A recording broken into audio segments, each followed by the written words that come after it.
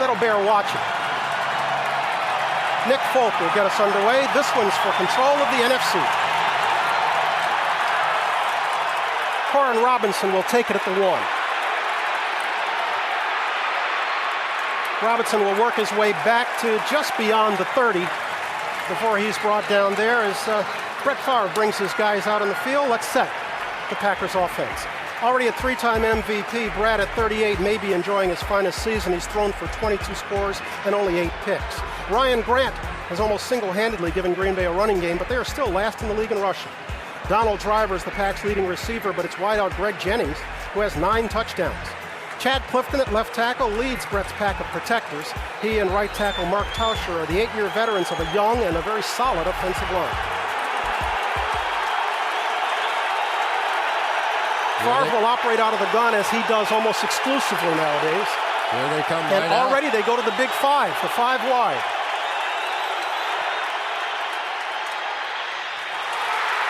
Favre throwing a crossing route. Ruvell Martin gets the first down.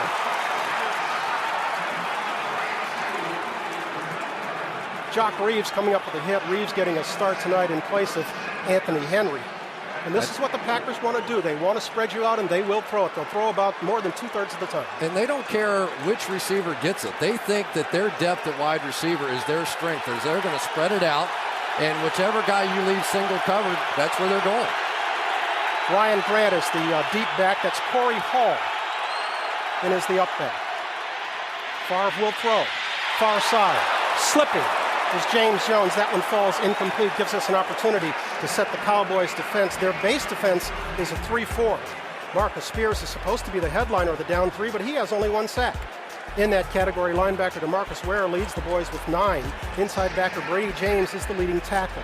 The Cowboys' secondary has had its problems this year. Safety Roy Williams is more of a hitter than a cover guy. As we've noted, Jock Reeves starts tonight for Anthony Henry. The Cowboys now counter with 6 defensive backs for the first time this evening. As Driver goes in motion at the top of the screen. Favre with time, throwing deep, overthrowing. Was going for James Jones. Once again, Jock Reeves on the coverage.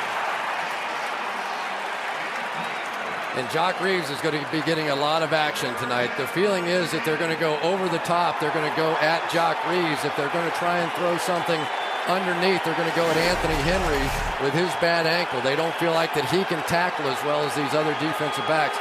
But Brett's going to establish early on, he's going to take his shots down the field. The last few games, he's really been working the underneath coverage.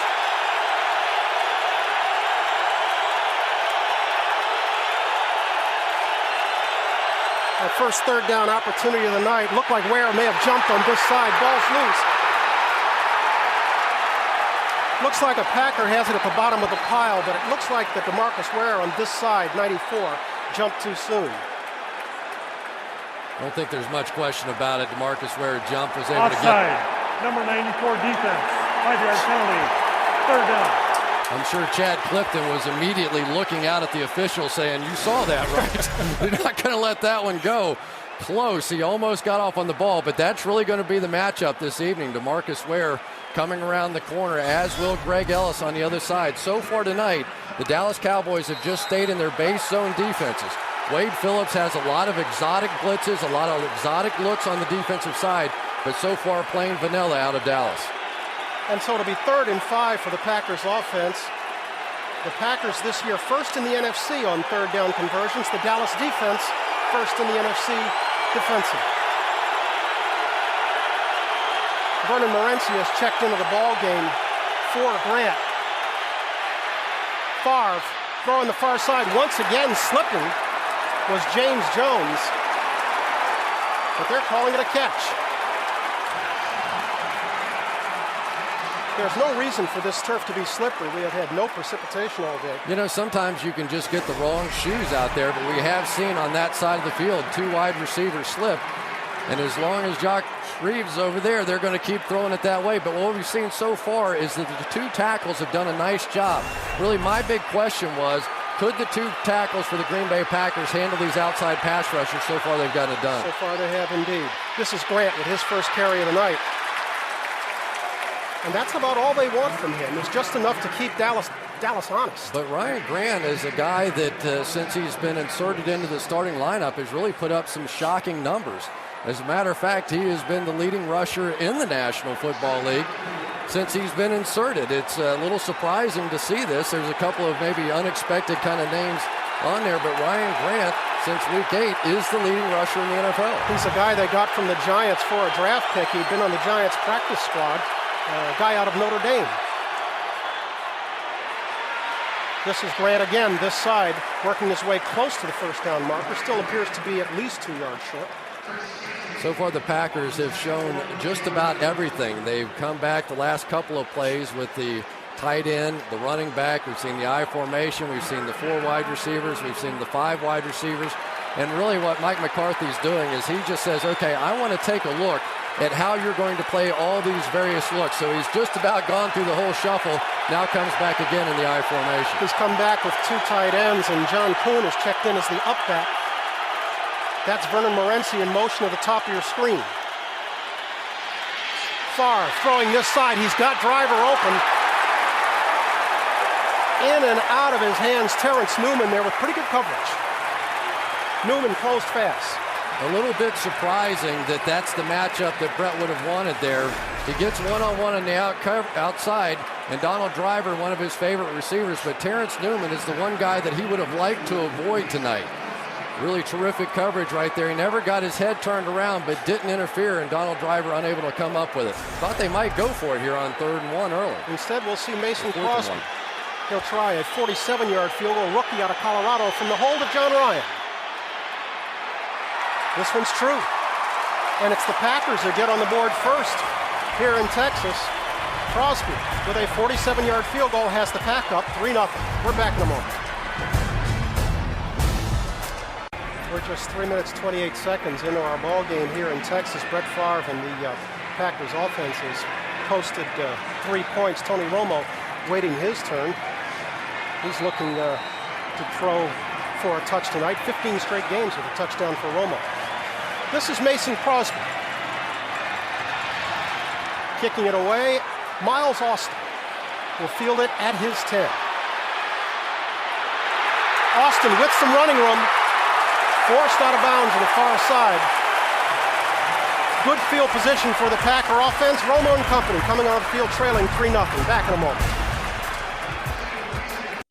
Tony Romo and the Cowboys offense starting with good field position at their own 45. This is Jones getting almost nothing in the middle of the Green Bay defense. Gives us an opportunity to set the folks who are going to be joining Romo tonight. Romo has already tied the Dallas franchise record for touchdown passes in a season with 29. He's the top-rated passer in the conference. Julius Jones, who just carried, will get the start at running back. As always, he will share time with Marion Barber. Terrell Owens enjoying an all-pro season. 13 touchdowns, over 1,000 yards. Tight end Jason Witten's having a big year, too. Up front, Cowboys are as big as any team in the league. Adams, Kosher, Gerard, Davis, and Colombo average 6'6" and a whopping 324 pounds. Romo will throw on 2nd down, far side. Completes to Owens and shoved out of bounds. Harris got his hands on it. He's saying he got his hands on it before Owens went out of bounds.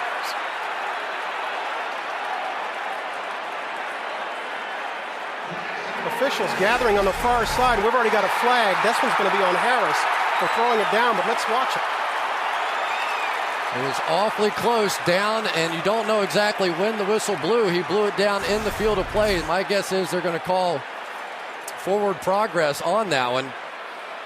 But it was a really headsy play by Al Harris. We've got the matchup we were looking for all night. Those two have been one-on-one matched up in the first couple plays. On the field is a catch. Forward progress stopped. After the play, delay game. Defense, number 21, spiking the ball into the ground. Okay, John Perry means 31, Al Harris, who obviously had ball and both feet down.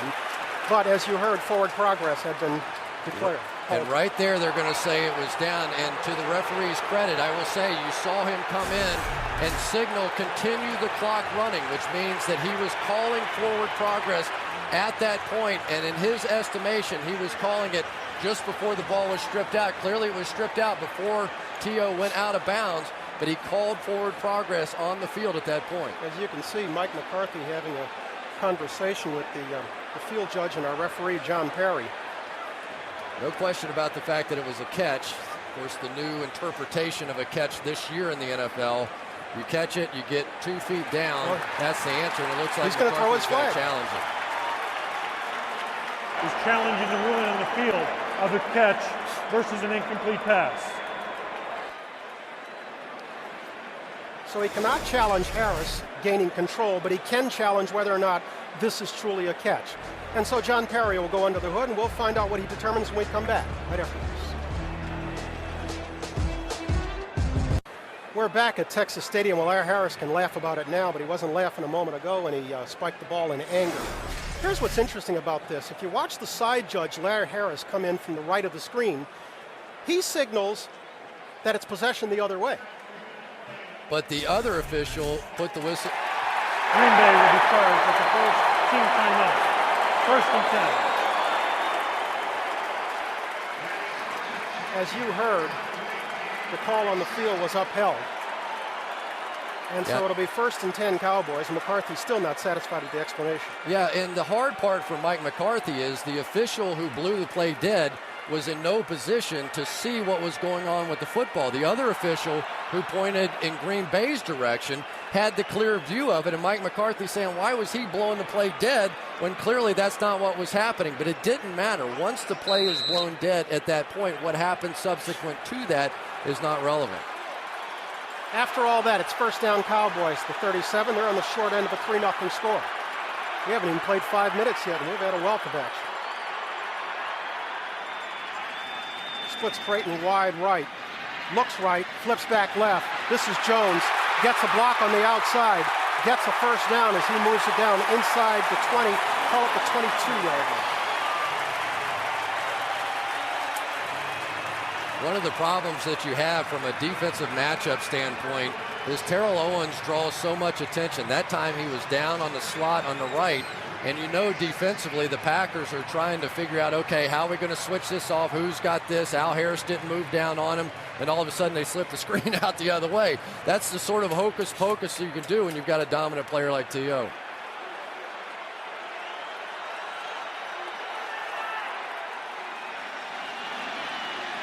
Jones still in. That's Oliver Hoyt as the upback. The give is to Jones following Hoyt's lead to about the 11-yard line. Gives us a chance to catch our breath and set Green Bay's defense. Unheralded Aaron Campman leads the NFL in sacks. All year the Packers have generated great quarterback pressure with just their front 4. Linebackers Brady Papinga and A.J. Hawk flank Nick Barnett in the middle. He is Green Bay's leading tackler. In the secondary, Pro Bowler Charles Woodson is out. Jarrett Bush starts. On the other side, Al Harris, we've already seen him. He's as fine a cornerback as there is in football. And there's Charles Woodson. He's got a bad toe, injured it last week in the victory over the Lions. He was a game-time decision, came out here before kickoff and tried it and just couldn't get it done. Owens in the backfield as Romo throws, far side, was going for Creighton, but that was Jarrett Bush defending. That's Jarrett Bush, who's in the lineup for Charles Woodson tonight, and T.O. is going to check him out early, too, anytime he sees man coverage. But that's really the key to this Green Bay Packers defense. They will play man-to-man coverage on the outside. That's really a nice play by Bush. He kept his eye back in the backfield the whole time. But the Packers are going to play some man-to-man on the outside, which allows them to match up a little better against this huge Dallas offensive line inside. Bush, a second-year man out of Utah State, will get his work this evening. This time he comes this side, and he's matched up with Sam Hurd. They'll give it inside to Julius Jones, and he'll be short of the 1st down mark. Well, that time it was Green Bay going to a soft pass defense, 2 safeties back in the end zone, and so Dallas tries to counter with their big offensive line, pulling Leonard Davis around and thinking they could just overpower the Green Bay Packers at that point. Wasn't a bad call, but Green Bay stood up and made a play. The crowd doesn't like it, but the Packers will go for the tie. Nick Folk, as you can see, rookie kicker out of Arizona, is on for what will be a 26-yard attempt.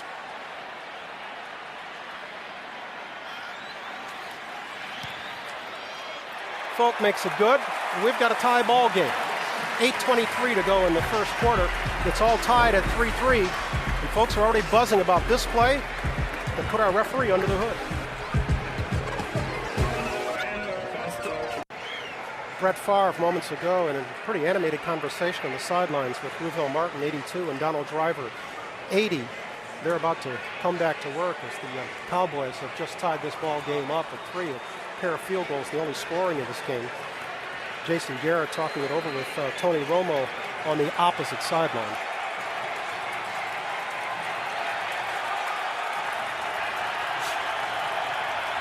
Nick Folk kicking off for the second time tonight. And this one is Tramon Williams. Takes it, runs into his own blocker, but bounces it outside, tries to reverse field, loses his footing. And he's brought down at the 19-yard line. The Dallas drive was 7 plays, 47 yards, consumed just a shade over 3 minutes before Folk kicked the 26-yard field goal. The key play of that drive was the disputed reception by Terrell Owens. It could have been a turnover heading the opposite way.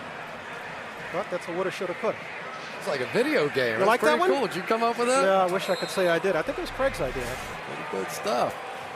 Well, at least in round one here, we had the Green Bay Packers offensive line doing a nice job keeping the protection for Brett Favre. Let's see now if the Cowboys come back with some blitzes. That's Corin Robinson in motion to the slot.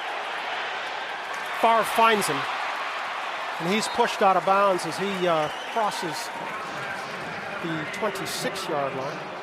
Kevin Burnett pushing him out.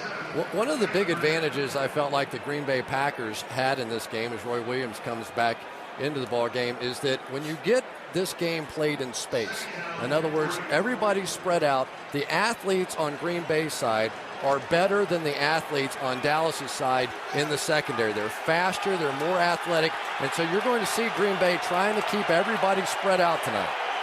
2nd and 3 for one of the few times tonight we see Brett under center. He pitches back to Ryan Grant, and he's popped. Roy Williams. Oh, my goodness. I think Roy Williams is a little frustrated by the fact that he has not been playing quite as much as he would like. Obviously, when you get in a game like this, there's more defensive backs, more cover corners in the game. And Roy Williams said, don't forget about me. Oh, my goodness. He could play middle linebacker. He could play strong safety. That's an angry dude right there. Wow. It brings us to a 3rd and 3 from 26. Favre goes to 5 wide again. Under pressure. Favre hit, delivers low to James Jones. Incomplete, and the Packers will be forced to punt. And that is not a good sign for Brett Favre. That's the first time Dallas has brought pressure tonight, and they got there. He had 4 wide receivers to the top of the screen, 1 down to the bottom. I'm surprised that he tried to hold it as long as he did. Actually, the protection wasn't all that bad. Brett has been getting the ball out of his hand much faster than that. All you're doing now is saying, all right, here comes the invitation. We're going to blitz more. Credit the rookie, Anthony Spencer, rookie out of Purdue, with getting there in a hurry. And so John Ryan punts this one away. Patrick Creighton getting what he can. Scrambles to about the 37-yard line. Tony Romo and the Cowboys offense coming back on the field when we come back. One of the things that Brett Favre's going to have to deal with all night tonight, that time they had Greg Ellis and DeMarcus Ware on the same side, but there was Kevin Burnett, number 57, who's going to drop back underneath any sort of hot read that Brett may have had, and he had to hold it just long enough for Spencer to get there around the corner. We're seeing Marion Barber in for Julius Jones for the first time tonight, and Barber will get it. He try it off left tackle, moves his way across the 40, brought down in the arms of A.J. Hawk. There's Burnett.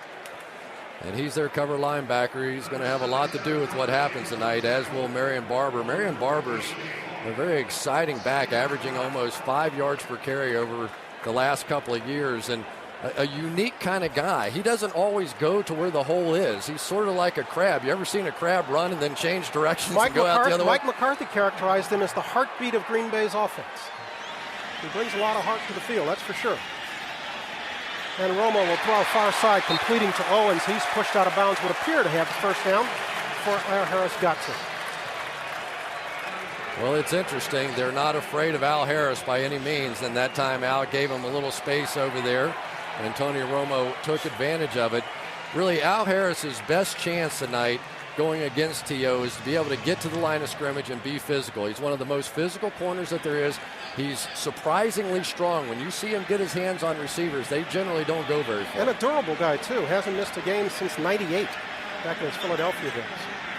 Gets Romo a new set of downs. Does that completion to Owens. The pitch will be, once again, to Barber.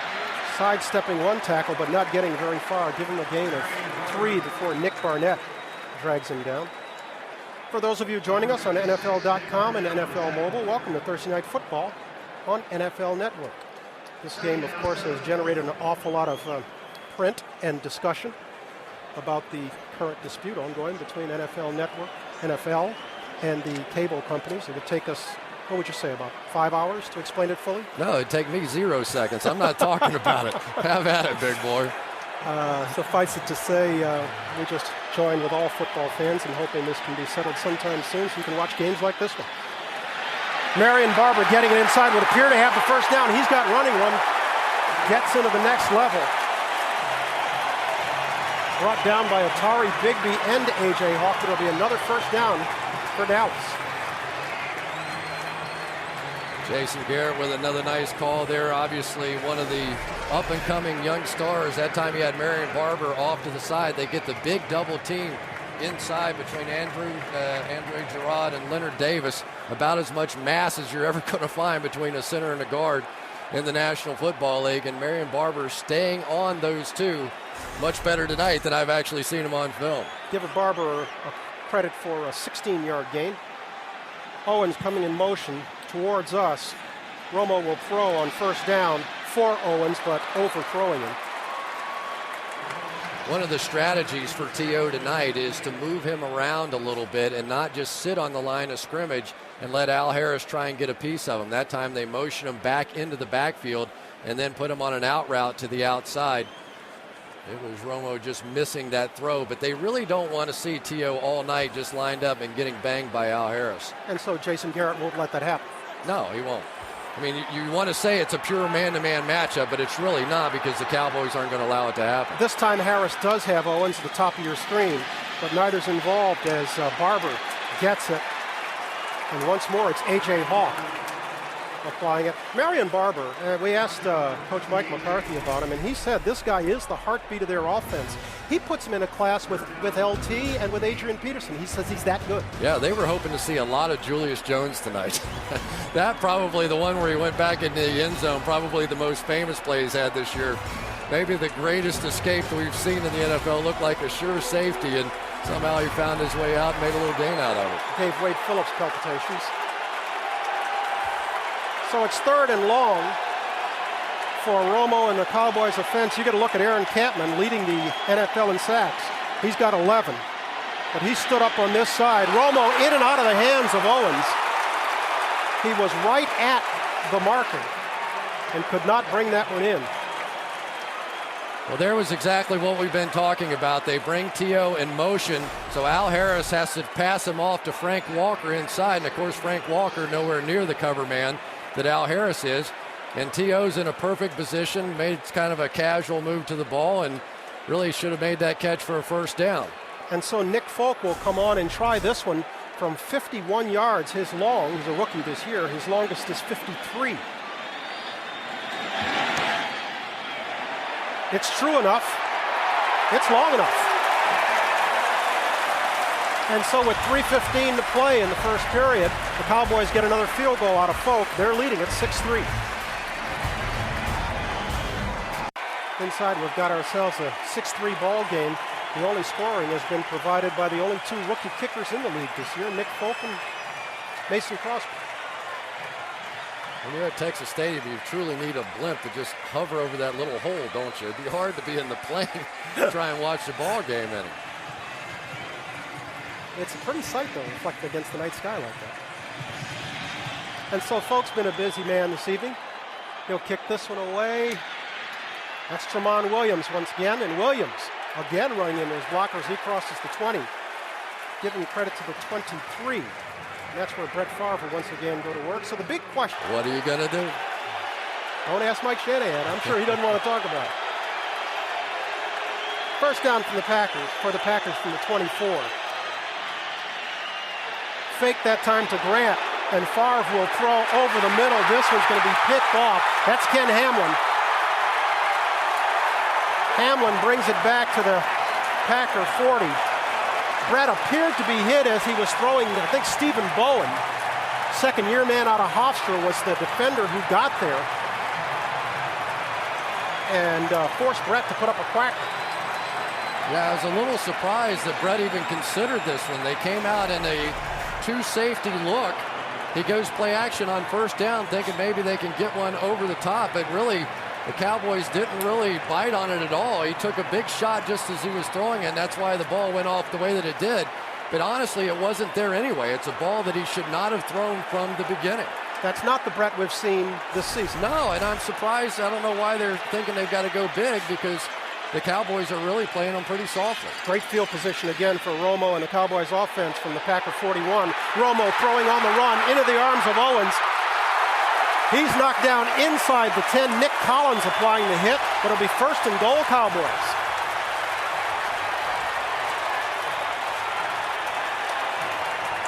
Romo with play action, bootleg this side, and he throws very well on the run. Yeah, and that time the two safeties for the Green Bay Packers got caught snoozing on that one. Nick Collins and Atari Bigby completely bought into the play fake, and a great job by Tony Romo at least checking up the field for T.O., because initially their first read so often is Jason Witten in the flat, but he was patient enough to look up the field and got the big play. Call it first and goal from the 7. Witten leading Jones into the hole, and he'll make his way to the 4-yard line. And Brett there, as you can see, talking it over, wondering what happened there. That's his first interception, 139 attempts, but probably of more importance to McCarthy right now is that's the second good lick that Brett has taken tonight. And that's something he hasn't been doing all season long. Yeah, and to be honest, this really hasn't been the kind of offense that we've seen lately out of the Packers. Now, maybe they're thinking that they were going to play up underneath or bring pressure, and they were going to have to throw deep to try and back them off a little bit. But I think the underneath stuff is still there, and they've been a little impatient in trying to take the big shots. Second and goal from the 3. Jones is the lone back as Romo operates from the gun. Romo with lots of time, looking for Creighton, finding him, touchdown Cowboys.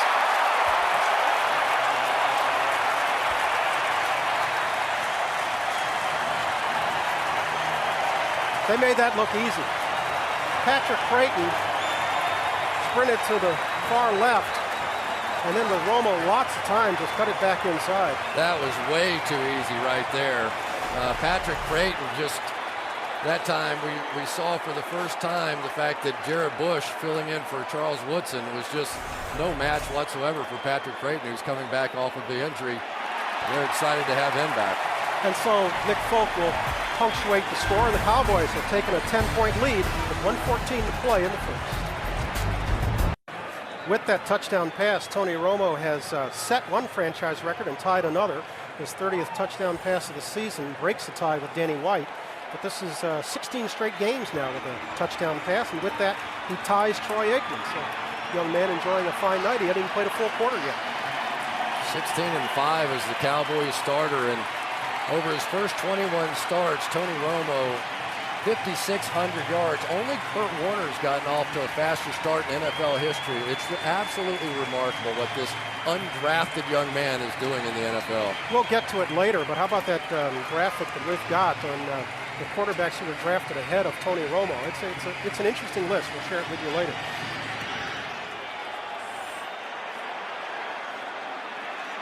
Warren Robinson will get his second chance to return a kickoff tonight, but he's not going very far.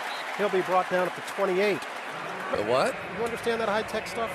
Oh, yeah. I got it all covered, brother. You're better than me. I can turn on my TV and everything now.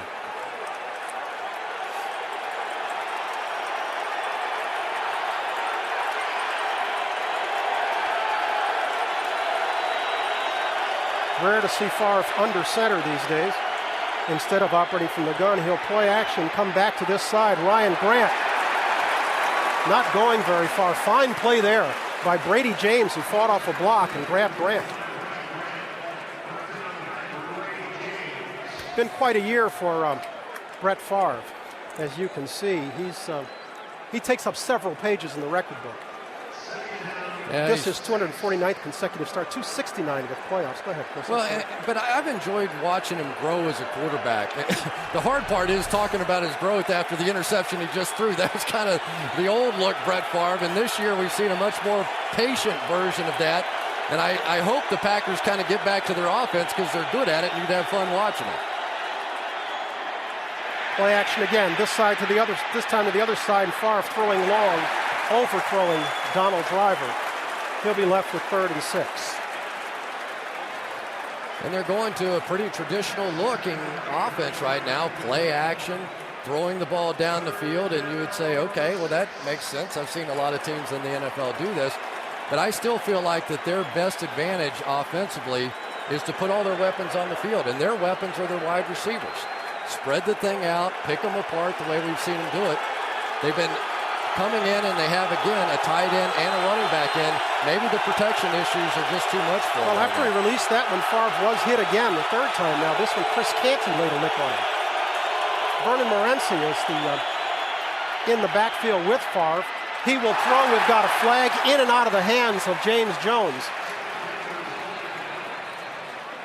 We've got a flag in the secondary. 12 men on the field. Defense. 5-yard penalty. Replay 3rd down. That's one way to get it done. No wonder they're so good. A lot of sub packages in this game as the Dallas Cowboys defensively are trying to match wits with what Green Bay is doing on the offensive side. There's defensive coordinator Brian Stewart, came over from San Diego with Wade Phillips, was the secondary coach over there. Wade rolling his eyes a bit on that one because that went from we get off the field down to a 3rd and 1, but this really has not been the strength of the Green Bay Packers either because of their lack of a running game. We've already seen them once earlier in the game, 3rd and 1, throw it deep. Let's see what they come back with here. They are dead last in the NFL in running the football. We've got a timeout, and they signal timeout Dallas, but it looks like Ken Hamlin says, I didn't do it. That's the first charge timeout Dallas. 30-second timeout. With 10 seconds to play in the first quarter. Wade Phillips has something to say about it, too. Looks like they weren't sure if they wanted the timeout. I didn't know maybe if Wade Phillips said, wait a minute, we just counted our guys and we only had 11 out there, but I don't see a challenge flag of any kind. Let's take a look. You count them. 1, 2, 3, 4, 5, 6, 7, 8. I count 12. Okay, you count better than I do. I count 12. They got 6 on the line, and they got 6 in the back. Where I come from, that's 12. Really a big play right now for the Green Bay Packers. They need to keep the football for a little while, keep this defense off the field because this is turning Dallas's way early. They'll run for it. Ryan Grant will get it. Ryan Grant's got nothing but open space in front of him. Touchdown, Packers.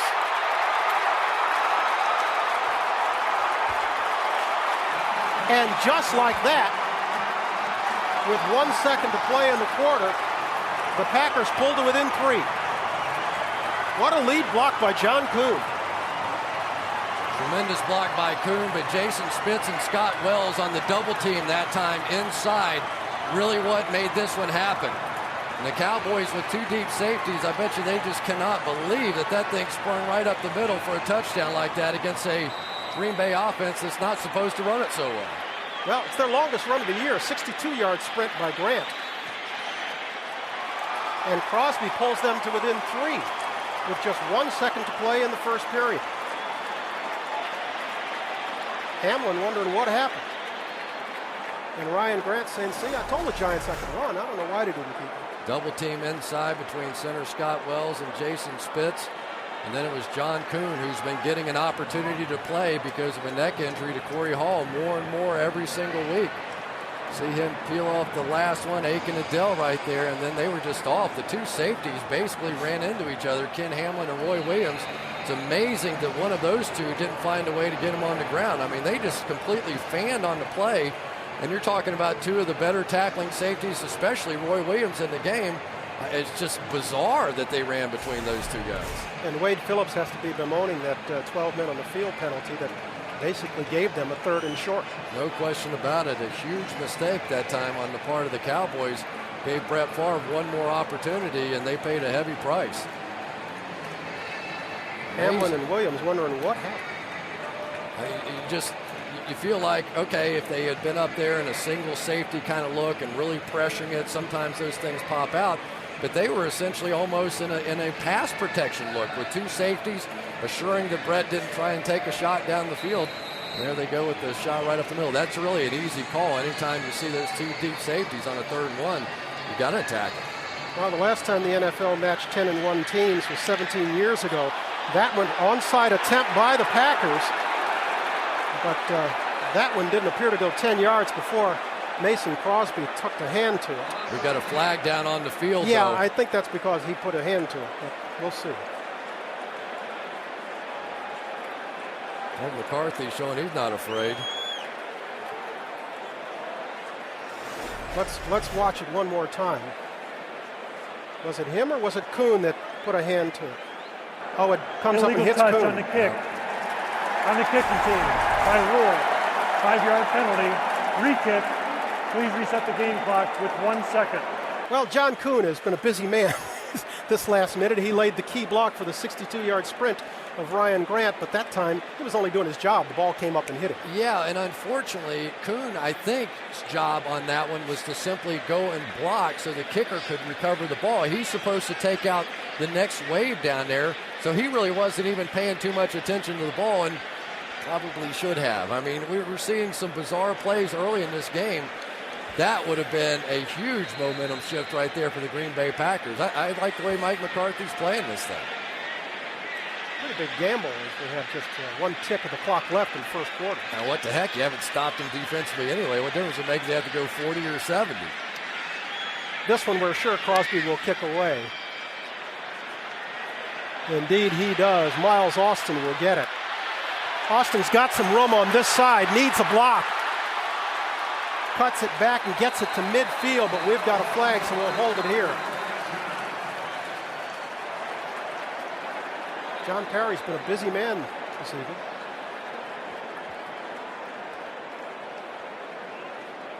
I think it was Pat McQuiston, number 77, who got the hold. During the return, holding, number 25, 10-yard penalty. It'll be 1st and 10. That's the end of the first quarter. That was Patrick Watkins' flag there. Doesn't mean McQuiston didn't. We've did. had a lot of fireworks here in Dallas. Cowboys out in front 13-10. We're heading for the second quarter when we come back.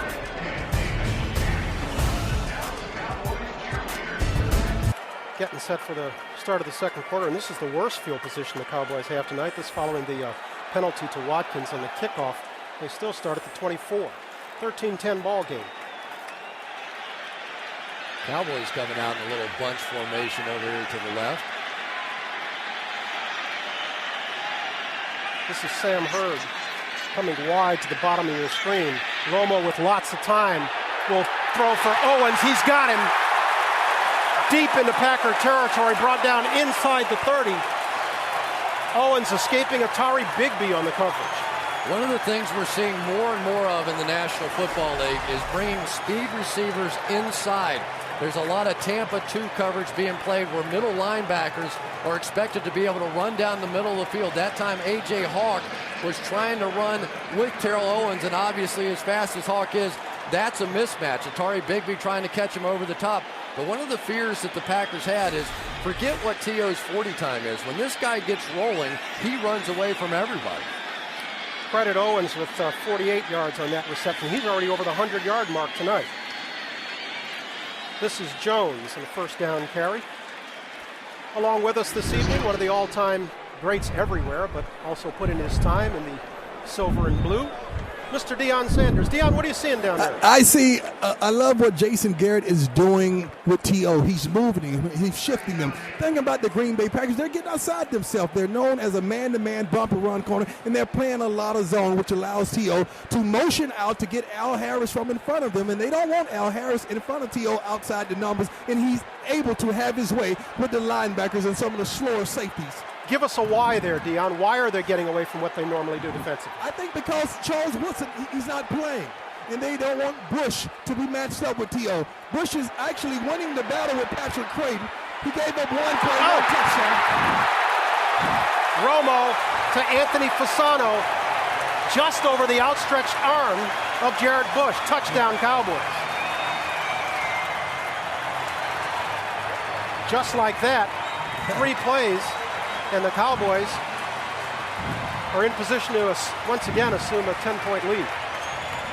I tell you, Tony Romo is doing a fantastic job. He's taken it to another level. That time with his eyes, he was able to freeze the safety as he looked at Jason Witten down the middle of the field and then threw it back, taking advantage of Bush. That's about the second or third touchdown pass now I've seen from Romo, where basically the touchdown came from his use of his eyes, moving safeties out of the way. We'll hear more from Dion in just a little bit. It took the Cowboys only 1:40 to get that score back. They're leading it 20-10. Jason Witten is right here. Atari Bigby is back there, but the key is watch Tony Romo's helmet. He's going to stare right down the middle of the field at Jason Witten and then come back late. Once he sees Bigby make the move towards Witten, it was over at that point. That's the kind of sophisticated play we're seeing out of Tony Romo that is just remarkable for a player this young. Did Bush get caught peeking inside a little bit? Yeah, maybe a little bit, but I mean, we're talking about Tom Brady, Peyton Manning kind of play out of this young man. I mean, he really, for a guy just playing in his second year, is just remarkable. And so Tramon Williams will bring this one back from 1 yard back in his end zone. We have a flag on this side, so we'll keep it here. You know, you always have concerns and worry. A young player, this is a big moment, a big kind of playoff atmosphere. During the return, holding, number 57, 10-yard penalty, 1st and 10, Green Bay. How's he going to handle the pressure? You know, I've never seen him do anything but handle the pressure, even in the absolute worst of moments. You know, the Seattle fumble and all that went with it, and would he crumble? Could he possibly handle it? And he just kind of had a smile on his face. He answered everybody's questions. He didn't duck anybody. He admitted fully it was his fault that they didn't get to move on in the playoffs. And when you have that kind of credibility with your quarterback position on a football team, boy, it goes a long way. That was the first touchdown in the career of Anthony Fasano, second-year man out of Notre Dame. Give the Dallas Drive credit, 3 plays, 76 yards. Let's go back down to the field. And Dion, you know Tony pretty well. You heard what Chris was saying. Now, Chris is absolutely right. Tony Romo not only is a great football player, he's a great athlete. We played basketball together quite a bit in the offseason. He's not rattled, nor this big matchup bring him any inconsistencies. And one thing that we're not understanding, he's not up under any pressure. He's taking his time. He's back there. He has all day to throw. You played basketball with Romo in the offseason? And Romo is pretty good. How is Dion? I'm nice. That was a no-doubter right there. 2nd and 7 from the 19. A high pitch this side to Grant, but he would appear to have enough for the first down. Roy Williams coming up to make the stick.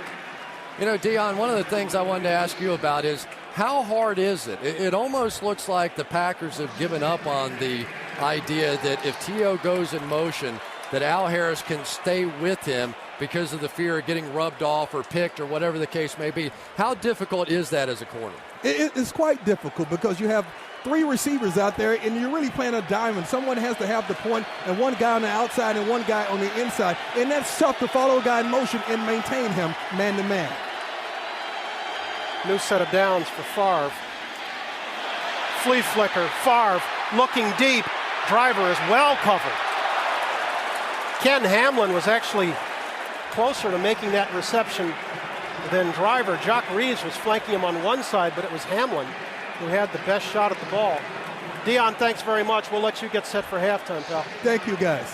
Well, that time Brett goes down the field, but if I'm not mistaken, I think Greg Jennings was sitting wide open out here on the outside as that secondary look. Again, Brett's impatience that time cost him on that one.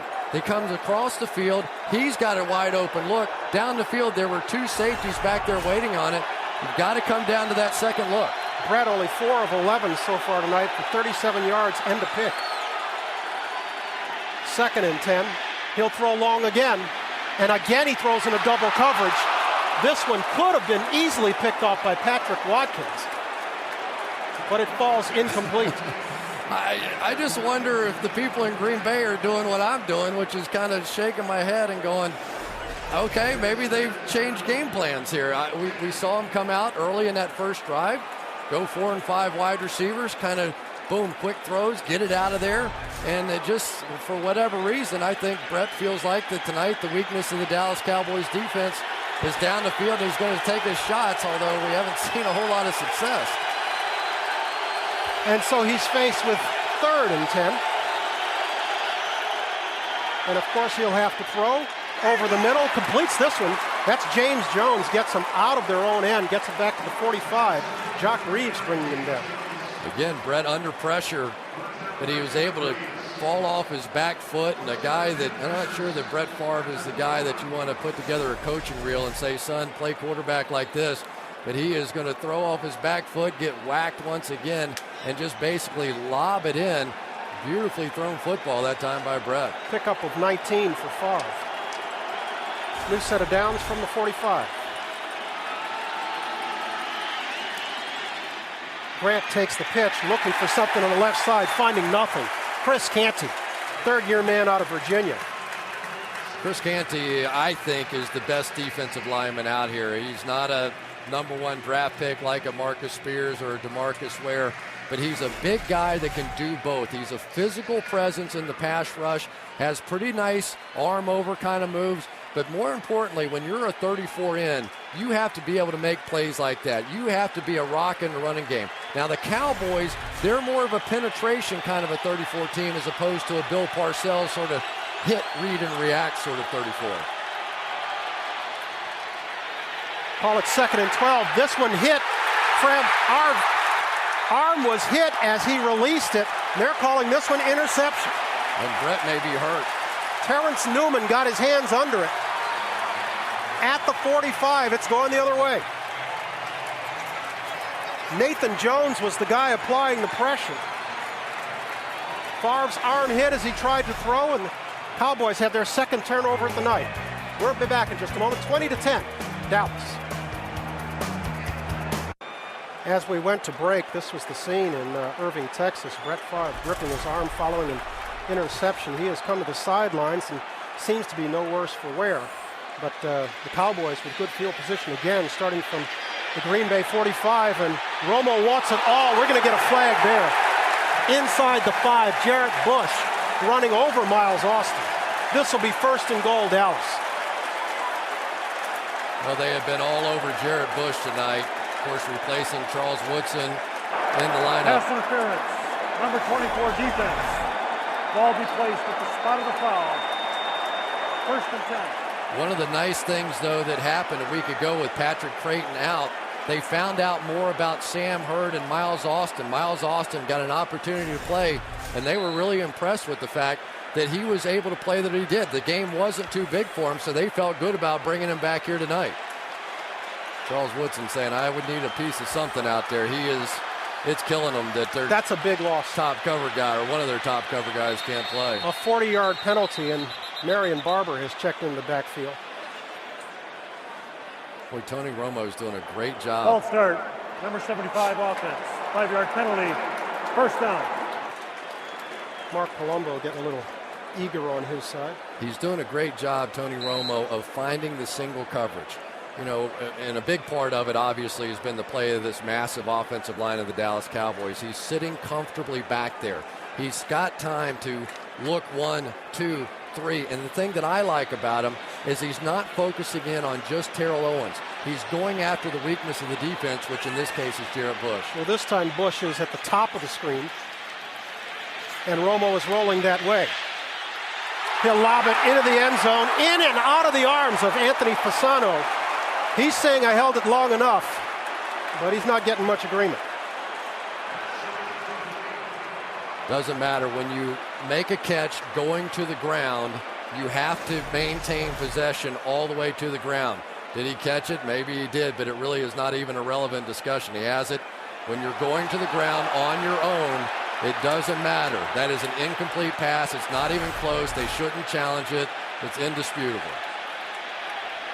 Well, you and I know that, but Wade Phillips is having a say on the far side. He's not happy. Wade knows better. He's trying to milk it a little bit. I don't think he's throwing that flag. That shows what I know. Wade looked up at the board as 66,000 did here, and Wade said, I think my man had that. Dallas is challenging the previous play of an incomplete pass versus a score.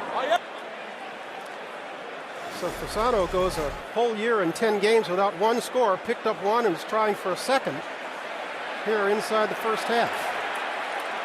Well, I hope I know what that rule is. Well, look, that is the rule. I walked out on that limb. I'm pretty sure that's the rule. You are absolutely correct. That is the rule. Oh, my God. I don't think Tony Romo could have thrown that one any softer. I mean, that looked like one of those playground lollipopper kind of deals.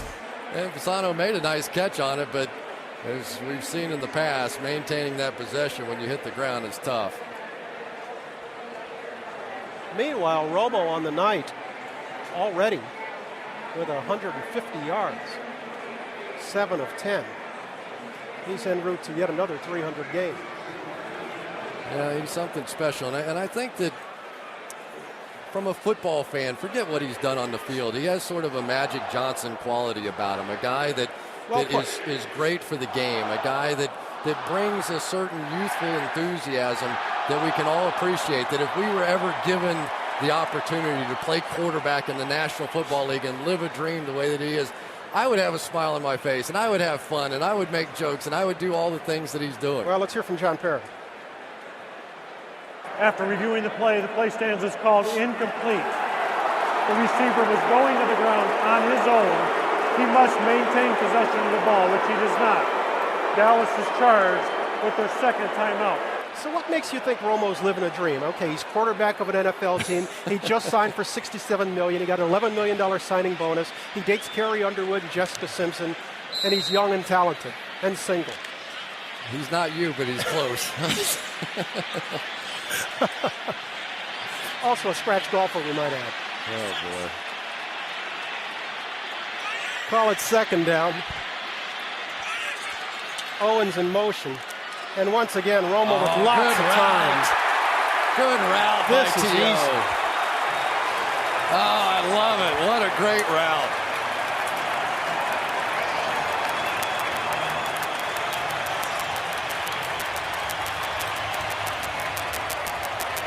And there's his popcorn. And Al Harris and the defensive backs for the Green Bay Packers, they might as well just have some popcorn and enjoy it too. Woodson's over there going, oh man, I wish I had a chance at this. And with that one, I believe Terrell Owens becomes the first player in NFL history with touchdown catch and 6 receptions in 7 straight ball games. Nick Folk, once again, is good on the PAT. And the Cowboys have opened it up to a 17-point margin with just under 10 minutes to play in the first half. With Green Bay set to get the ball again, you see Brett Favre on the sidelines. We get word that his return is now questionable. We are going to get to see Aaron Rodgers, now a third-year man out of Cal. Just a shocking development anytime Brett Favre gets injured. Of course, his remarkable streak that's been going on year after year, and all you can say is, wow. 249 consecutive starts for Favre. This is Corin Robinson, and he's tackled high. That's Patrick Watkins grabbing him at the 25, and indeed Rodgers will lead the offense onto the field. Rodgers has not seen a lot of action this year. He's thrown only 2 passes, completed both of them, but quite frankly, he gets very few snaps for the Packers. It's just unsettling almost to see Brett Favre at the year he's having over on the sideline, and you go back to the play that it happens. He missed a blitz. He just simply missed the corner coming off and hitting him, Nate Jones, and as a result, he's sitting on the sideline. And so Rodgers is being thrown into the fire. That pass batted down by Marcus Spears. Let's get another look at the play on which Favre was injured. Nate Jones coming off the edge, tried a pump fake, which he's known for. He uses the pump fakes to move defenses. That time he did the pump fake, and Jones was able to get there. He never saw him. If you watch the play, he never looked right at all. If he had, he probably would have thrown hot off to the right side, because there's no way he could have had that one picked up. He didn't have the back in the backfield. It would appear he slammed his forearm off Jones' helmet. This is Ryan Grant looking for room, cutting back, but getting only about 3 yards.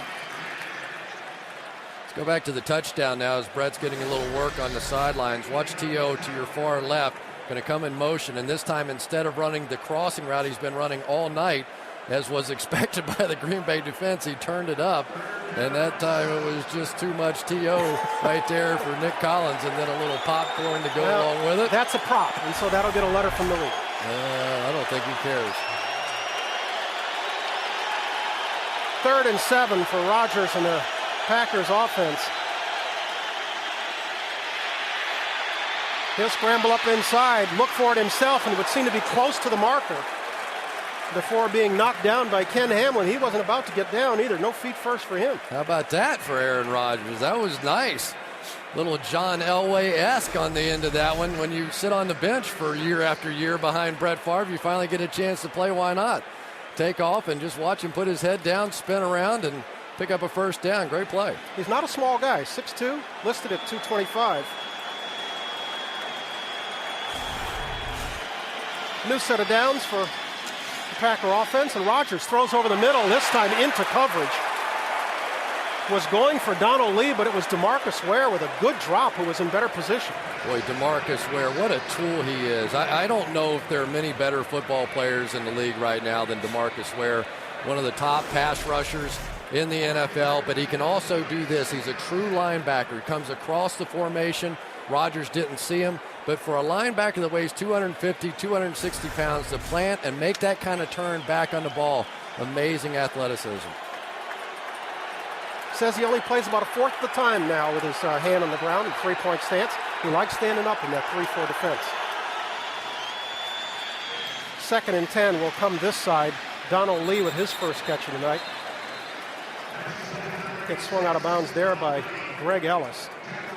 And Aaron Rodgers, for all the draftnicks out there, will remember the day. Wasn't that painful? Oh, as he sat in the green room for hour after hour after hour. Initial reports were maybe he'd be a top 2 pick, then a top 5, then a top 10. And there he was at the end of the first round, and the Green Bay Packers were happy to have him. He's a player, there's no question. He's had a lot of experience. Brett, a lot of times in the offseason, doesn't come back to Green Bay, so he's had a chance to work with this team. Here's a who'da thunk it. Donald Driver and Greg Jennings, the Packers' 2 wideouts. No catches tonight. 3rd and 7. He tries to flip this one on a screen to Morency, but it was ticked. It would appear that Anthony Spencer was the one who got a hand on it. Could have been Hatcher on that side. One of the problems you have when you're a backup quarterback is, at best, you may get 1 or 2 snaps of offensive drills during the course of the week. So any sort of new play, any sort of new look that they may have put in, it's very doubtful that Aaron Rodgers got a chance to run it. So they're going back to some basic screens and things like that you probably put in the first day of the offense. John Ryan with a booming punt tries to kill this one inside the 5, and he does. He did. The Packers almost let it get away. Yeah. But instead, they've got the Cowboys pinned in deep at the 4-yard line. But the Cowboys have scored on all 5 possessions tonight. 3 touchdowns, 2 field goals. They're leading it 27-10. You see the scene there on the sidelines. A little bit like finding out that Superman caught a cold. Brett Favre being tended to. He's got some arm issues. Meanwhile, the Cowboys, for the first time tonight, starting deep in their own territory.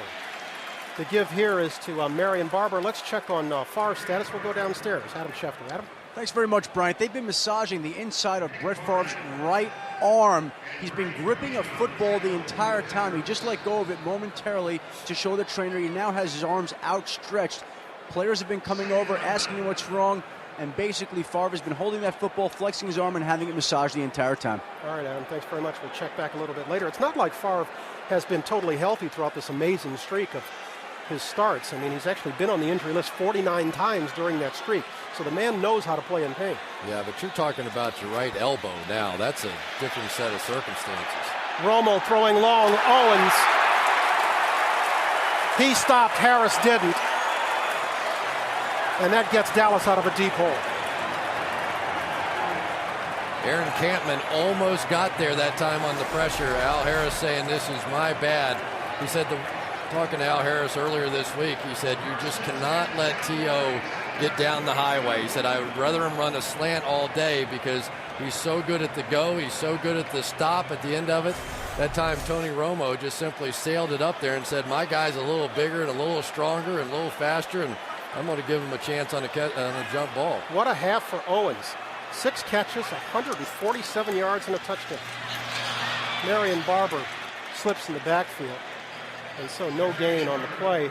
Don't forget. I think Al Harris liked giving up that big play. These two guys going at it pretty good on the outside. T.O. didn't like it back, and they're going to slug away. And Al Harris says, I'm not a talker out there, but if the other guy starts it, we'll finish it. Harris lined up with Owens at the top of your screen as Witten comes in motion. He's still looking for his first catch tonight. Romo going for Witten. Leads him a little too much. This one falls incomplete. Will leave the Cowboys with 3rd and 11. Even when the Green Bay Packers bring pressure, it is to no avail. What's the job this Dallas offensive line is doing? That time the middle linebacker coming on a blitz. Cowboys are going to step up, and look at the room to step up for Tony Romo. We just don't see him miss those kind of throws very often. When you get protection like that against a blitz, it's an opportunity for a big play because you know it's man coverage back there. That time Romo just missed it. And the Packers rarely blitz. They generally rely on their front four to give them their coverage, and maybe that's part of where they're missing KGB tonight. No question. And so it's 3rd and 11. Romo lofts this one. Looks like he wasn't on the same page with Patrick Creighton or Jason Witten. Witten stopped. Creighton stopped on the far side. It fell between the two of them. And so for the first time tonight, the Packers have managed to stop the Cowboys. I don't think the Cowboys can believe they're walking off the field after that one. They had some people running up wide open that time, had good protection, and for one of the few times all season, Tony Romo just missed. We get to see punter Matt McBride for the first time. He'll kick it away to Tramon Williams, who's stationed at his own 10-yard line. McBride goes down, but no flag. Williams will field it at his 19 and work his way back to the 26. And that's where Rodgers will come on with 5:23 to play in the half. Very close that time to roughing the kicker. If you interfere with the plant leg of a punter, that's the 15-yard variety and would have been a first down for the Cowboys. Mike Montgomery that time getting away with one in my estimation. He didn't hit the leg, but the kicker came down on him. The officials let it go. Rodgers with his second series. Mix up in the backfield, and he has to eat it. He turned to Ryan Grant, but Ryan Grant was heading off to his left. Looks like Rodgers expected something else. For Ryan Grant going one way and Aaron Rodgers goes, somebody please take this football from him. Had to turn around, and Brett's still flexing that elbow. I'm kind of surprised they haven't sent him in for some x-rays, MRIs. Well, I mean, you're talking about the franchise. The Green Bay Packers aren't going to win a whole lot with Aaron Rodgers playing quarterback unless things change drastically. Especially with less than 5 minutes to play in the first half. Rodgers completes this one outside, first catch of the night for Greg Jennings. He's got some room, and he's got jets. Trips over his own blocker at the 30-yard line. Well, I knew I could get the Packers going if I just insulted their quarterback. That time, what we've seen out of the Green Bay Packers when they've been good this season is exactly this. Yards after the catch. They're number one in the NFL. Instead of trying to throw the ball down the field so much, get the ball in the hands of these playmakers and let them take off and make these kind of plays. That's how the Packers have been winning games. And let me add, Terrence Newman, who's had a tender ankle, just limped to the sideline. He's been replaced in the Cowboys backfield by Nathan Jones. Swings at this side. Jennings suddenly, after all night having no receptions, catches back-to-back balls. He's forced out by Roy Williams. Well, it's amazing that with Aaron Rodgers in the game, it looks more like the Green Bay offense that I've been studying on tape than it did when Brett was in the game. Now they're getting back to some of their fundamentals, and maybe they're forced to. Maybe they had some special plays they thought would work early on. They've been practicing. They took their shots at him. But now with Aaron Rodgers, they've had to scale it back, and I like it scaled back. I think this is more the way they've played all season. So it's 2nd and 1 from the 23, and Grant would appear to have the first down. Terrence Newman remains in the sidelines. Newman, perhaps their best corner coming into this game, has, as we said, been dealing with a tender ankle. You can see they're checking it on that Cowboy sideline. And maybe that's the reason Green Bay's been able to get it going here a little bit, because without question, there is one of the top 5 corners in the National Football League. Now all of a sudden that depth starts to get whittled down more and more. Anthony Henry playing with a bad ankle. Tough. Henry and Reeves are now the corners. As Rodgers works with a new set of downs, getting pressure inside, doesn't see DeMarcus Ware coming up off his left, and he takes a lick. And Greg Ellis almost got there that time. He's on the outside working against Mark Tauscher, and Mark Tauscher is just playing on guts alone. He's got a bad ankle. We saw it last week. He had to take himself out of the game, number 65, and he just cannot move. Greg Ellis is getting closer and closer as we go. And the Packers will have to go some to get this one off before the 2-minute warning.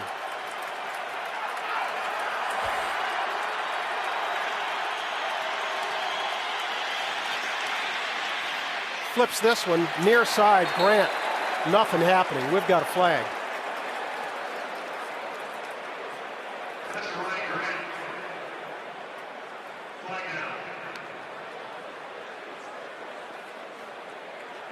And another Cowboy limps to the sideline. That looks like Aiken. No, that's Brady James. I'm sorry, Kevin Burnett. And Kevin Burnett is their nickel linebacker. Offside. Number 33 defense. 5-yard penalty. 2nd down. You can tell Wade's delighted. That's Nate Jones, the guy that got the sack. Now, this may be more significant than people think, because as this game goes on and the Packers have to spread it out, now Terrence Newman is on the sideline and their nickel linebacker is on the sideline as well, Kevin Burnett. So the base of their looks when they go into their nickel and dime defense now, 2 of the key components of that sitting over on the sideline. So we'll take the 2-minute warning with them. The Packers knocking at the door, but they're trailing 27-10 in Texas. We came on the air talking about the 2 quarterbacks, Romo and Favre. Favre's night is not going particularly well. He has given way to Aaron Rodgers while he gets treatment on the sideline for what appear to be a bruised elbow. Romo, meanwhile, has thrown for 3 scores. He's 9 for 15, almost 200 yards on the night. Doesn't even look like he's broken a sweat yet. That's cool. That's cool. That's cool. He is cool. No question about it. And Terrence Newman back in the game now. That's good news for Cowboys fans. There is a huge gap between him as the best corner and then what is underneath him, the other corners for the Cowboys. Aaron Rodgers has never thrown for a score in the NFL. He pitches far side, Ryan Grant.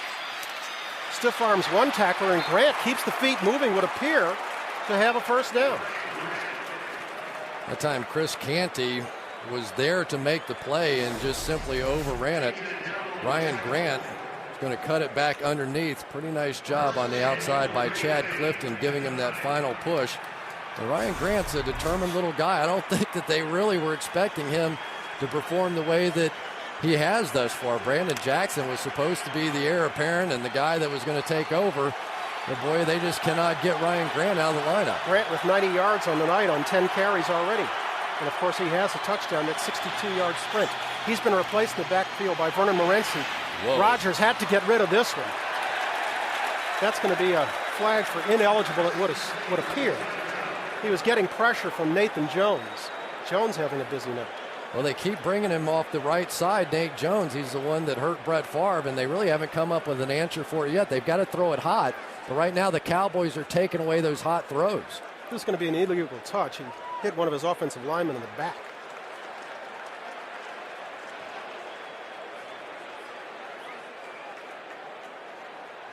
Ineligible downfield, number 62 offense. 5-yard penalty, first down. So it makes Mr. Rodgers' job a little bit more difficult with 1:12 to play in the first period. And Junius Costin is in the ball game now, so the injuries continue to mount for the Green Bay Packers. He's playing right guard for Jason Spitz. I'm not sure what happened to Jason Spitz. Grant remains on the sidelines. Vernon Morency is the lone back with Rodgers, who operates out of the gun from his own 14. Throwing this one and completing it to Driver, but he's going nowhere. That's the busy Mr. Jones again. Yeah, they're playing a combination coverage now where they're not really playing man coverage over the middle. They're essentially letting the Packers do all their crisscrossing kind of routes, and they're just sitting there waiting for him. Nate Jones, who's been coming on the corner blitz, that time pulled off, sat there over the middle, and made a nice play. Packers in no big hurry. We're inside 45 seconds, but they still have 2 timeouts. It's second and goal from the 11. Rodgers looking right, completing this one to Jennings. Touchdown Packers.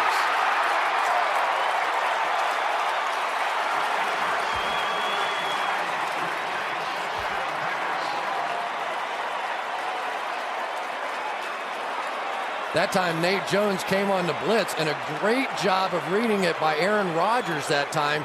He said, okay, you're going to come off the blitz on this left side. I'm just going to throw it right where you were for a touchdown. Now, I'll tell you what, that's a pretty sophisticated little drive that time by Aaron Rodgers. Congratulations.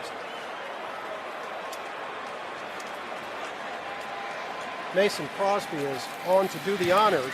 And just like that, the Packers have pulled to within 10 in a ball game that they are seemingly incapable of stopping the Dallas Cowboys, one in which they have lost their mainstay, Brett Favre, one in which they haven't had a lot of things going their way, and yet they're within 10 points. Nate Jones is going to come off the right side here, and all the Packers are going to do is turn around right where he would have dropped in that zone coverage, and Greg Jennings, as he's done all season, found a way to get it in the end zone. Boy, he's become a really exciting player, even a little face mask. Patrick Watkins. On the tail end of that play. But this is, I've got to go back to it, Brian, and I don't want to beat a dead horse that I've already beaten to death. This is the Packers you expected. This is the Packers offense, and it's working, and it worked early, and then for whatever reason, they got totally away from it for about a quarter of this game. They've come back to it, take it right down the field, and now it looks like the Green Bay Packers are good. Okay, that's the good part of the story. The bad part is they haven't been able to stop this Dallas offense. Well, they did the last time. It's true. And so they have at least a little momentum going in here at the half. I mean, this looked like game over for a little while. 27-10, Brett Favre sitting on the sideline. Here comes Aaron Rodgers. You know, we're all thinking, okay, we're going to do a little vamping here in the second half. And then Aaron Rodgers takes them right down the field. Tony Romo misses a few passes. You wonder if maybe the Dallas Cowboys relaxed when they saw Brett Favre sitting on the sideline. Rodgers 4 for 4 on the drive with his first career touchdown pass. This is Miles Austin running it back to the 26. Remember, we've just got 25 seconds to play in this first half. If you're Dallas, you just get to the locker room content at 27-17? Well, you have to be content at this point. Because it is what it is, but they're not going to take a chance and don't want to continue the momentum going the other way, because if Terrence Newman has issues, and believe me, you go in at halftime and you're able to play through it for a little while, you sit there for the 12 minutes of halftime, things start to lock up sometimes. It's going to be interesting to see who they come out of the locker room with. Big half for Terrell Owens, a record half for him, tough half for Brett Favre. He'll get tended to in the locker room. But it's the Cowboys on top of the Packers, 27-17. The halftime guys are coming up. Rich and the crew will be with us. They'll have highlights and analysis. Here in Irving, it's been all we expected. It's 27-17 Cowboys. That was an impressive drive, no question about it. And so Crosby will get our second half underway. This is Miles Austin, and Crosby makes a tackle on this side at the 42-yard line. They are going to wear out Miles Austin. Like that. Tony Romo's already laughing about it. Let's take a look at our first half statistics. Kind of surprising the total yards are only separated there by 13 because it seemed like a lot more. Well, there was just a gap in there for Green Bay because they moved the ball well at the beginning when they were spreading it out and doing their thing. And then all of a sudden they had a couple of turnovers and Dallas got 14 points off of that. And then late, they got back to what they do, and they moved the ball again. And Brett Favre is still in the locker room. He did not come back out with his teammates for the second half. He is being evaluated, we are told. We'll keep our eye on that. Romo will throw on first down. And he was going for Jason Witten, who was tripped up by Brady Papinga, and the flag follows. This one's pretty easy. Prior to the pass, holding. Number 51 defense. 5-yard penalty, automatic. First down. It's like Flozell Adams came out of there limping just a little bit. I'd say that's a foul. That has a pretty good chance of being a foul. I like how he extended his arms afterwards. I don't know if fans realize, but there is an official on the field that watches every single wide receiver eligible guy individually. So when they miss something like that, they should be fired. If he didn't see that, they need to get rid of him. Just short of midfield, first down for the Cowboys. The give is to Julius Jones, and he'll get another first as he crosses the 40 before Nick Collins upends him. We're going to be keeping an eye out for Brett Favre, but we've just gotten word that he is going to get x-rayed in the locker room. Where he is being evaluated. Should he make an appearance, we'll of course let you know. Or any other word we get, Adam Schefter is on the case. Of course, x-rays don't tell you anything about ligaments, tendons.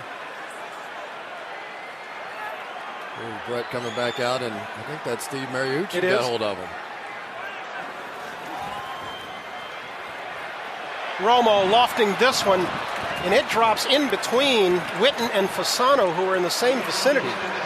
Not really sure who that one was intended for.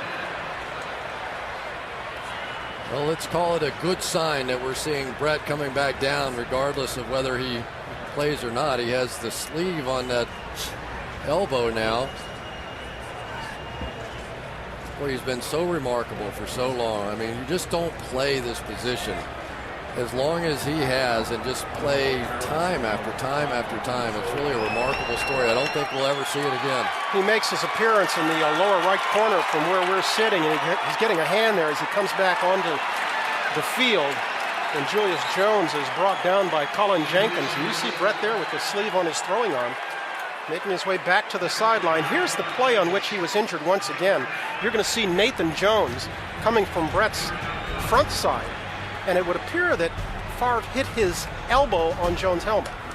Yeah, and that would be the good news if it's more bone-related. When you get that arm in a vulnerable position and you're throwing and snapping that arm forward, and all of a sudden somebody hits the top half of your arm, what you worry about then is the ligament damage or the possibility of it. Meanwhile, Cowboys facing 3rd and 12 here on their opening drive.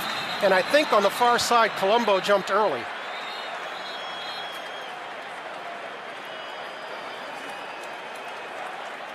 Ball start. Number 75 offense, 5-yard penalty, 3rd down. Well, Mark Colombo has reason to jump early. He's been playing against Aaron Campman, who's number 1 in the NFL in sacks, and he knows that he has to get off the ball, but at least so far he's been doing a nice job against Aaron Campman. Campman's a guy that's completely transformed himself. He came in the league as a 290-pound run-stuffing end.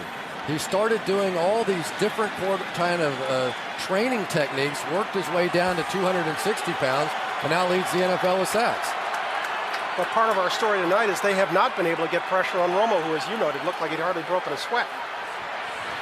Steps up this time and completes it to Witten, but he would appear to be short of the first before A.J. Hawk drags him down. Wouldn't be surprised to see the Cowboys go for it here.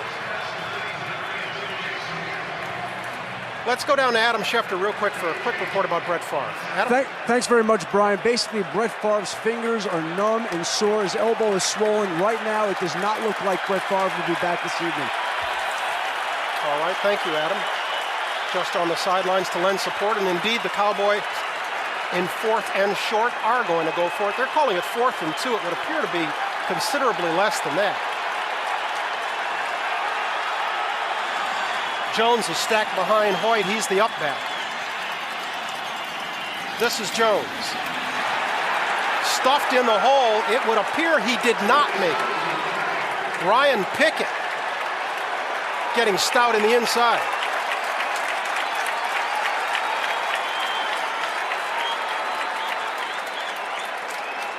So the Cowboys will turn it over on downs. Good stop by the Packer defense. Looked like Ryan Pickett was the guy that came through there. And they have made it official now that it is Green Bay's ball. They waited their good time, didn't they? We thought we were going to get our first measurement of the night, but indeed they came up short, and so the Packers will get the ball trailing by 10. The Cowboys have turned it over on downs after going for it on 4th and a short 2. What a play by Ryan Pickett, too. And so Rodgers starts the second half for the Packers and goes down in a heap. Brady James and Greg Ellis arriving there at the same time. One of the problems you have as the backup quarterback, when you start to see some exotic looks, you're just not used to it. I mean, this is something that Aaron Rodgers, who was playing Tony Romo all week, running the Dallas offense, probably didn't see that blitz in practice, doesn't know where to go. The hot reads aren't immediate for him, and that time he had to eat it. Starts the week playing Tony Romo, finishes the week playing Brett Favre. Yeah. He'll complete this one to James Jones, but that's not going very far. Anthony Henry grabbing him as soon as he lays hands on it. Well, one of the things they wanted to do tonight is Anthony Henry's been playing on a bad ankle, and they were really determined to throw some short stuff underneath him, or at least Brett was, and try and let their wide receivers get some yards after the catch. They're #1 in the league with that, but Henry's been true to the test so far. 3rd and long for Aaron Rodgers. Pressure will be coming here without question. He gets good protection and completes this one to Donald Driver. Close to midfield, call it the 47-yard line. Another good throw by Rodgers.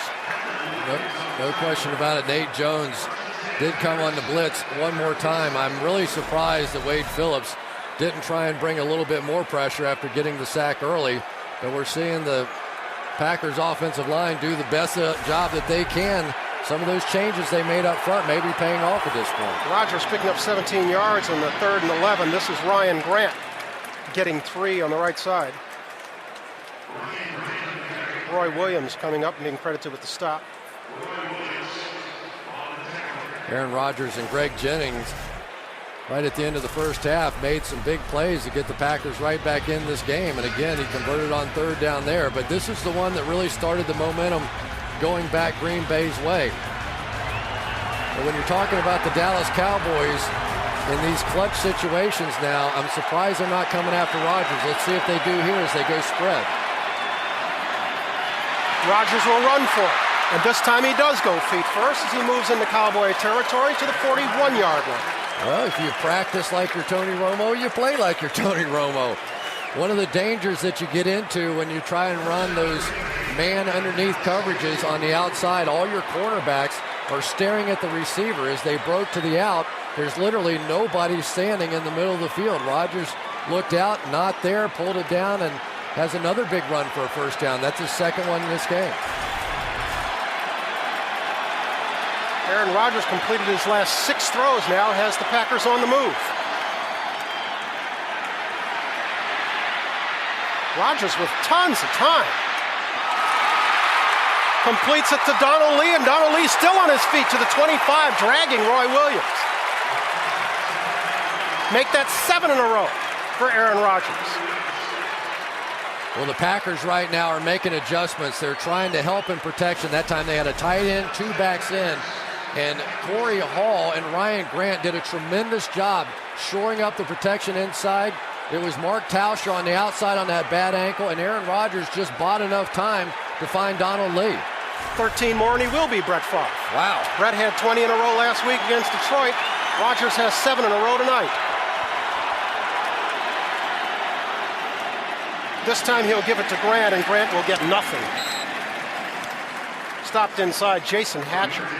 Jason Hatcher's had a nice game tonight. Marcus Spears is the guy that starts for them, but when I was watching the tape of the Dallas Cowboys, I didn't see a lot of difference between Marcus Spears and Jason Hatcher. Spears maybe a little stouter, a little bigger against the run. Hatcher maybe a little better pass rusher, but Hatcher's come up big so far in this one.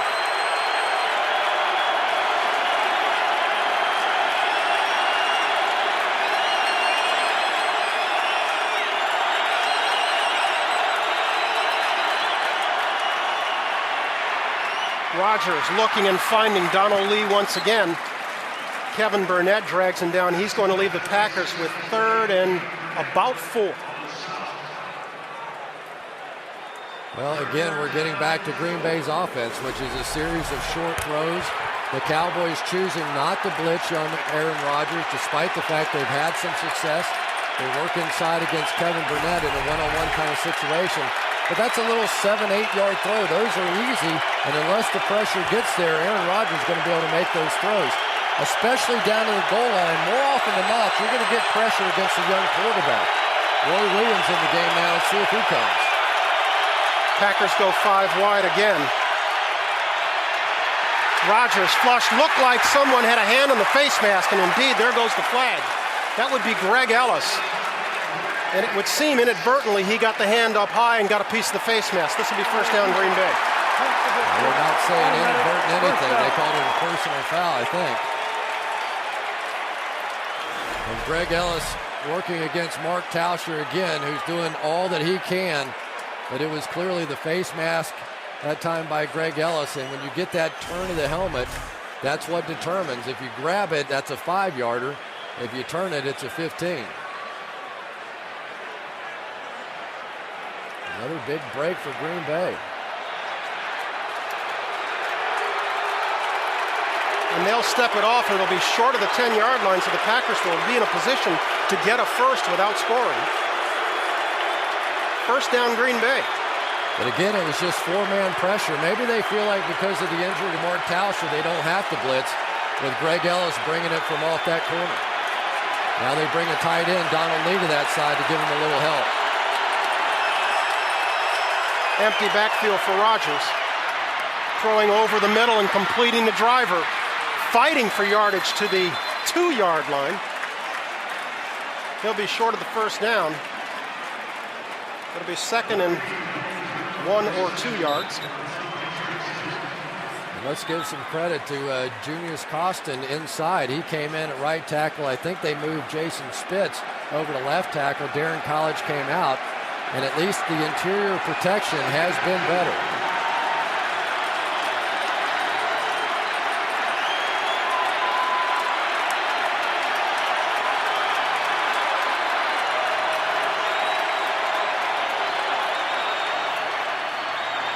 He'll throw on 2nd down. Caught short of the goal line. This is John Kuhn. Kevin Burnett stopped him at the goal line, but it would appear that he has enough for a first down.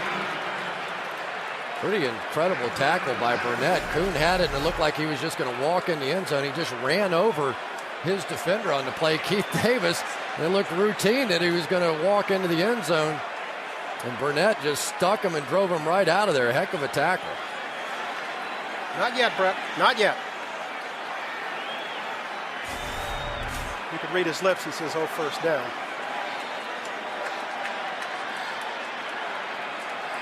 Not quite.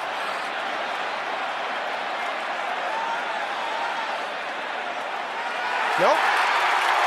John Perry says that's close enough for government work. First down, Packers. Not sure how he interpreted that late.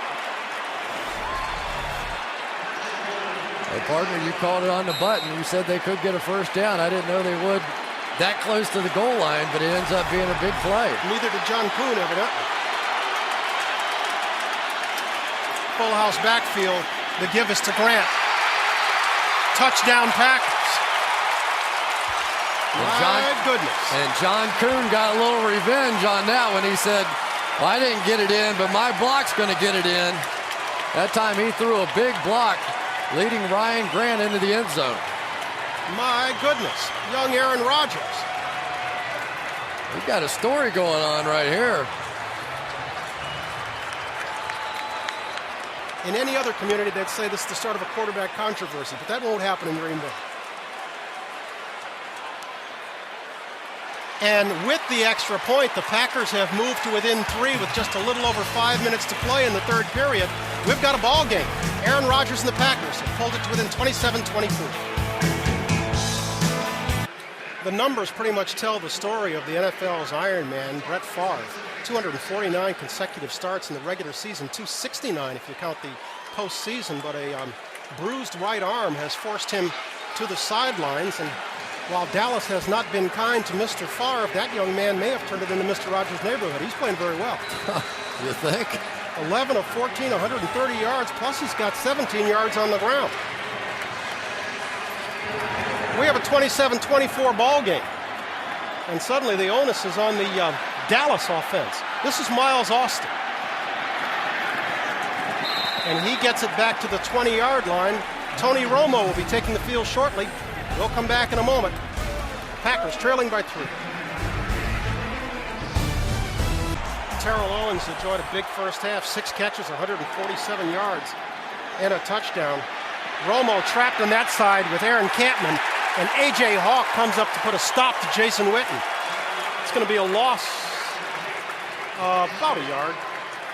One of the things the Packers felt like that they could do to stop Tony Romo was to take away his first look. Their goal tonight was to make him pull the ball down and get away from his first receiver and go to his second receiver. Unfortunately for them, the Cowboys have had the kind of protection tonight. They can go to the first receiver, the second receiver, and the third receiver. That time they finally did get a little pressure on the outside on the bootleg. Meanwhile, the Packers have gone to Tramon Williams in place of Jarrett Bush at the corner opposite Al Harris. Harris is matched up with Owens on the far side. And once again, A.J. Hawk. This time putting the lick on Marion Barber. There you see the strategy one more time. They were going to try and take away the first looks of the running backs and the tight end. They've done a pretty good job on Jason Witten as well tonight. They just don't want to give him the easy throws. They want to see him hold the ball, pull it down a second time. That time it was a screen pass, but Hawk was able to split the defenders or split the offensive linemen, get in the backfield and make the play. And good pressure again for Catman. We've got one of those uh-oh kind of moments here for the Dallas Cowboys. They have to punt this football back to that young Aaron. Who knows? 3rd and 14, and as you can see, they are 0 for 4 on third down conversions this evening. Did he get it off? No, he did not.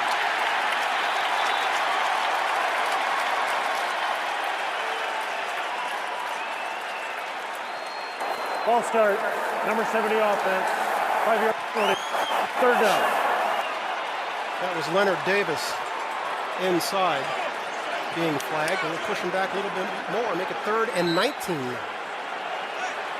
Creates a lot of options right here for the Green Bay Packers defensively. You can try and make them throw hot, just tackle them for a 7, 8, 9-yard gain and let them send their punt team out.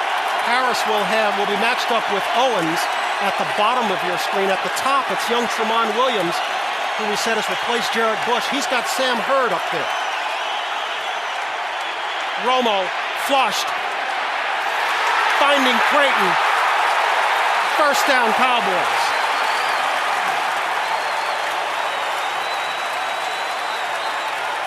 Atari Bigby was the closest defender. Yeah, the problem is you got the T.O. factor working again.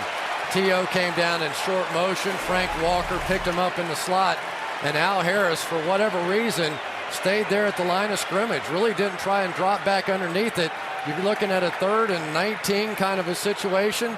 There's no reason to stay there at the line of scrimmage. You've got to drop back and try and get underneath that corner. They paid so much attention to T.O., they just let Creighton free.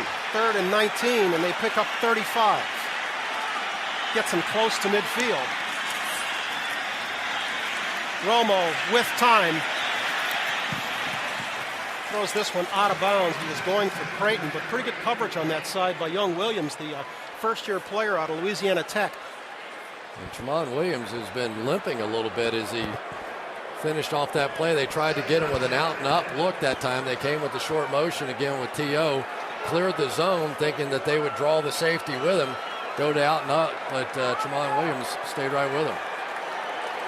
Williams is a youngster who got a chance to play last week in a victory over Detroit and played very, very well. He impressed a lot of people.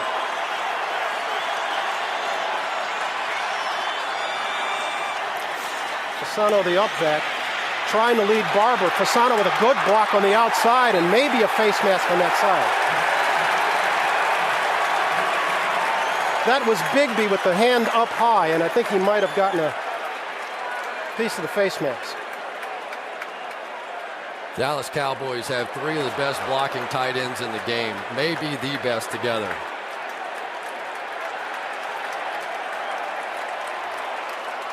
Indeed, it was Bigby, so they'll step this one off. Anthony Fasano, who stopped in the backfield, watch him cut the outside guy, and when you can get him on the ground, that's it. Tramon Williams taken out, and the corner was there for Marion Barber. This is some drive. That 3rd and 19 play is devastating right now for the Green Bay Packers. Just when it appeared the Packers were going to get the ball back, Romo completes a 35-yarder to Creighton on this side, and suddenly it's the Cowboys who have a scoring threat just outside the 30-yard line.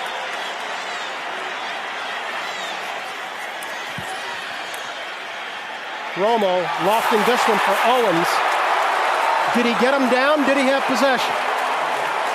Looked like he juggled it as he went out of bounds. Tell you, this was some throw and catch right here. Tony Romo under pressure. They came with the blitz with the inside linebackers. Oh! Pretty close. Oh! That is an interesting one right there. He is bobbling, and did that last foot get down? First of all, when did he have control? Let's do that first McCarthy of all. just threw the flag. He just threw the challenge flag. Oh boy, that's not a catch. I'm thinking that's going to be ruled incomplete there. It was, couldn't see where all the toes were down, but it never looked like he had much control over that football. McCarthy's second challenge of the night. The previous play of a completed pass versus incomplete. He was rebuffed on the first one in the first quarter, but in all likelihood, we think this one's going to go his way. Do we not? Thanks for the second. We're back in a moment. 27-24. Our referee, John Perry, has seen what he wants to see, and if, as we expect, this one is overturned, Cowboys will have 2nd and 10 at the Packers' 31. Yeah, there was one additional bobble all the way out of bounds, wasn't there? Yeah, this one's coming back. After reviewing the play, it is an incomplete pass. The ball is being doubled as it was going out of bounds, therefore incomplete. 2nd and 10, the 32.5-yard line. Green Bay is not charged with the timeout. Even 3 yards out of bounds, he didn't have it was possession. clearly that last bobble just ended any discussion whatsoever. So the Packers catch a break, and Wade Phillips has to dial up another one. But where are they taking him back to? Hey, guys, you've gone too far. They've gone way too far. They've got him standing now on what would be the 43-yard line. I think you can hear him say what I thought was 30 and a half or something and a half. I thought it was the 31. It's certainly not at the 43. Yeah, we're going to take another peek. One more time. That'd be really bonus. Yeah. Challenge it and get 12 extra yards. Everybody in Green Bay was complaining, but boy, T.O. is such a force. Visual evidence of where they started the last play. Right there on the 31-yard line. Yard line, 30 and a half, 2nd and 10. We're splitting hairs now. In any event, it'll be 2nd and 10 for the Cowboys. Big sequence here for the Green Bay defense with the way they're playing offensively right now. If they could limit the Cowboys to a field goal here, it would give them a great opportunity to take the lead on the next possession.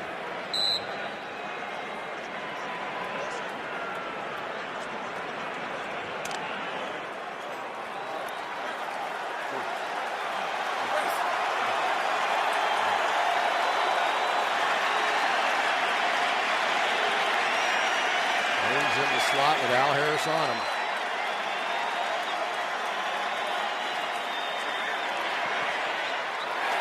Romo underneath to Owens. Al Harris comes up and stops him short of the first down.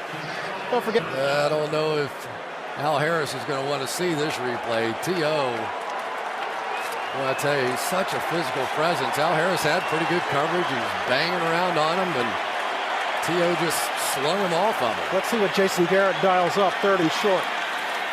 This is Barber. He'll get the first down easily. Just tripped up inside the 10. They'll mark it at the 3-yard line.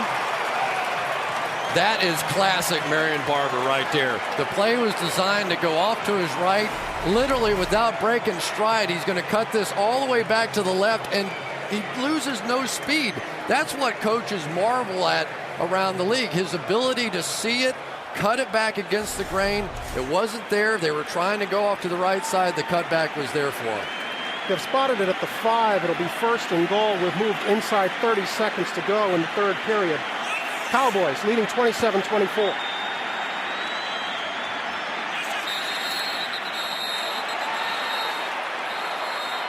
Looks like he did not play beat the clock effectively. Delay game. Offense. 5-yard penalty. First down.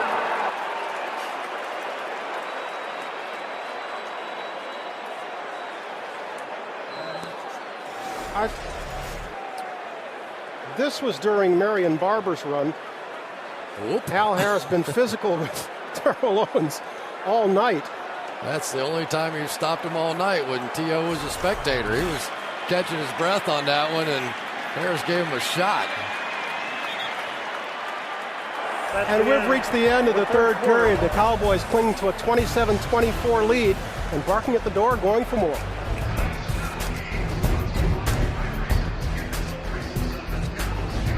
Here's the Cowboys are leading by 3, and they have a 1st and goal at the 10-yard line.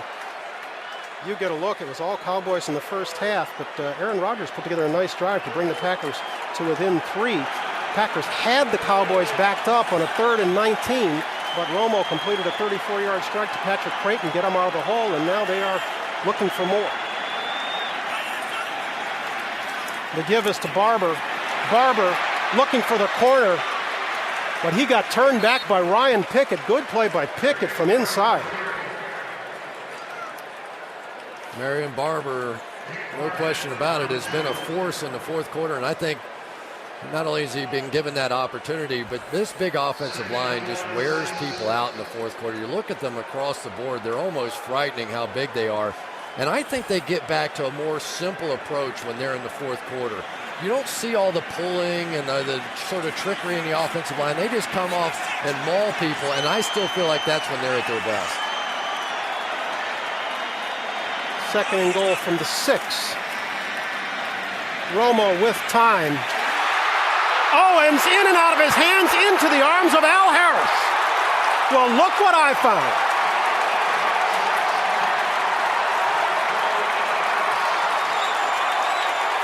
Harris has got to be thinking he's got that one coming after what happened in the first quarter. Unbelievable. Absolutely unbelievable. Hits T.O. right in the numbers. It couldn't be an easier catch, and he laterals it to Al Harris. What a turnover.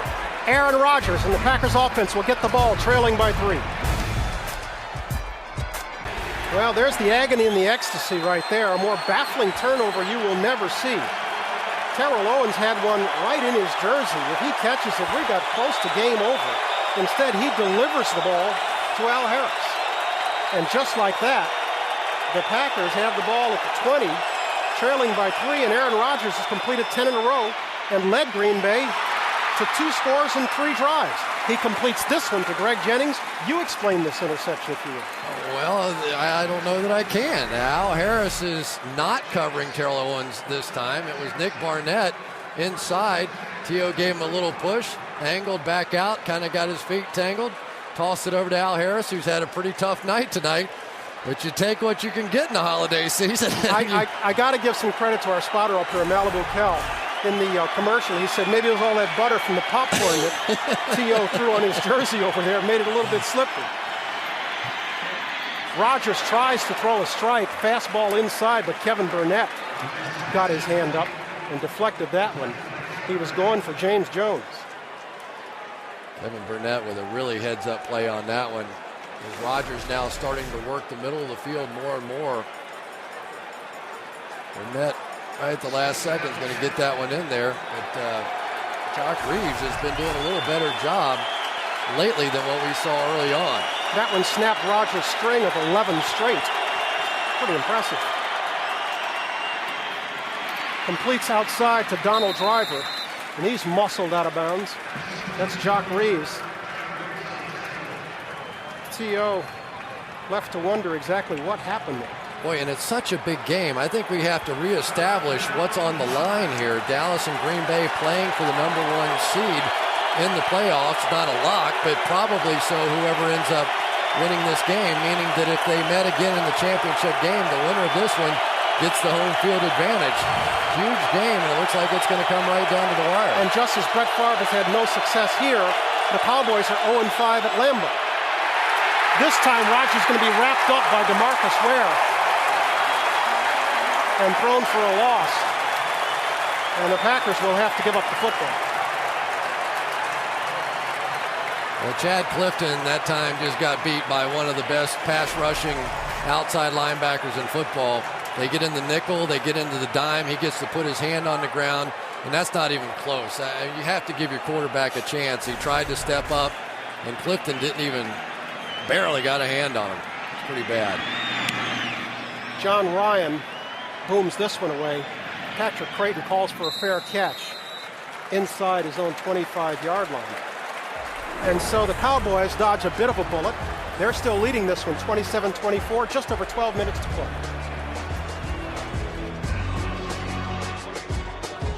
Coming up next, it's the Home Depot post-game show. You can join the entire Total Access crew for highlights and analysis and some post-game interviews as well. Romo and the Cowboys trying to get something started here. This is Jason Witten, escapes the attempted tackle of Atari Bigby and gets the first down. Cowboys offense been a bit stagnant since they scored their last touchdown. They made it 27-10 with 9:53 remaining in the second period. They're still hung up on 27. Yeah, and the Packers have done a pretty good job on Jason Witten tonight. They've been burned by some top-end tight ends around the league this season, but Jason Witten really hasn't hurt them that. But what you saw there is when they try to get into a man coverage with him with a safety, that's a real mismatch. So first down Cowboys at the 37. Romo will throw. He's got Witten again. It's Hawk that chases him out of bounds, but we have a flag down. And this one would appear to be coming back.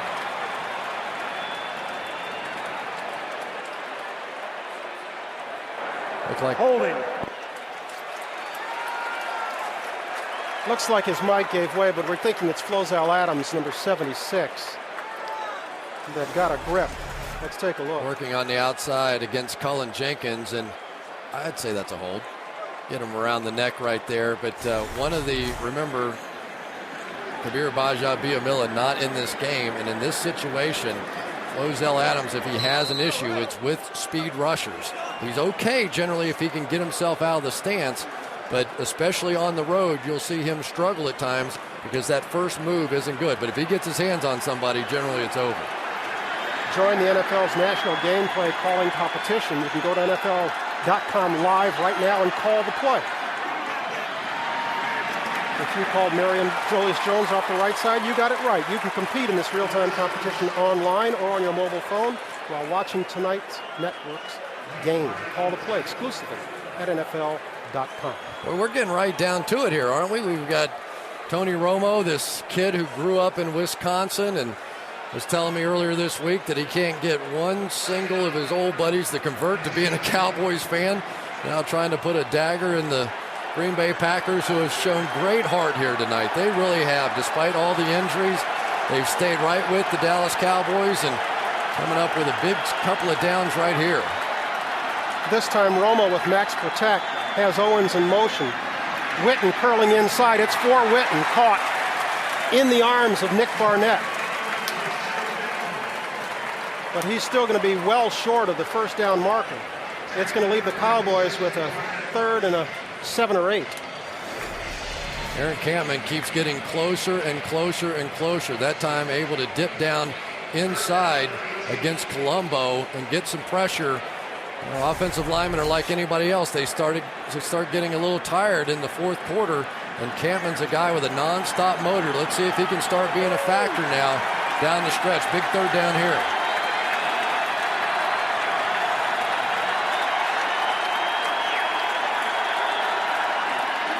Huge 3rd down play. Romo over the middle. Witten. First down, Cowboys.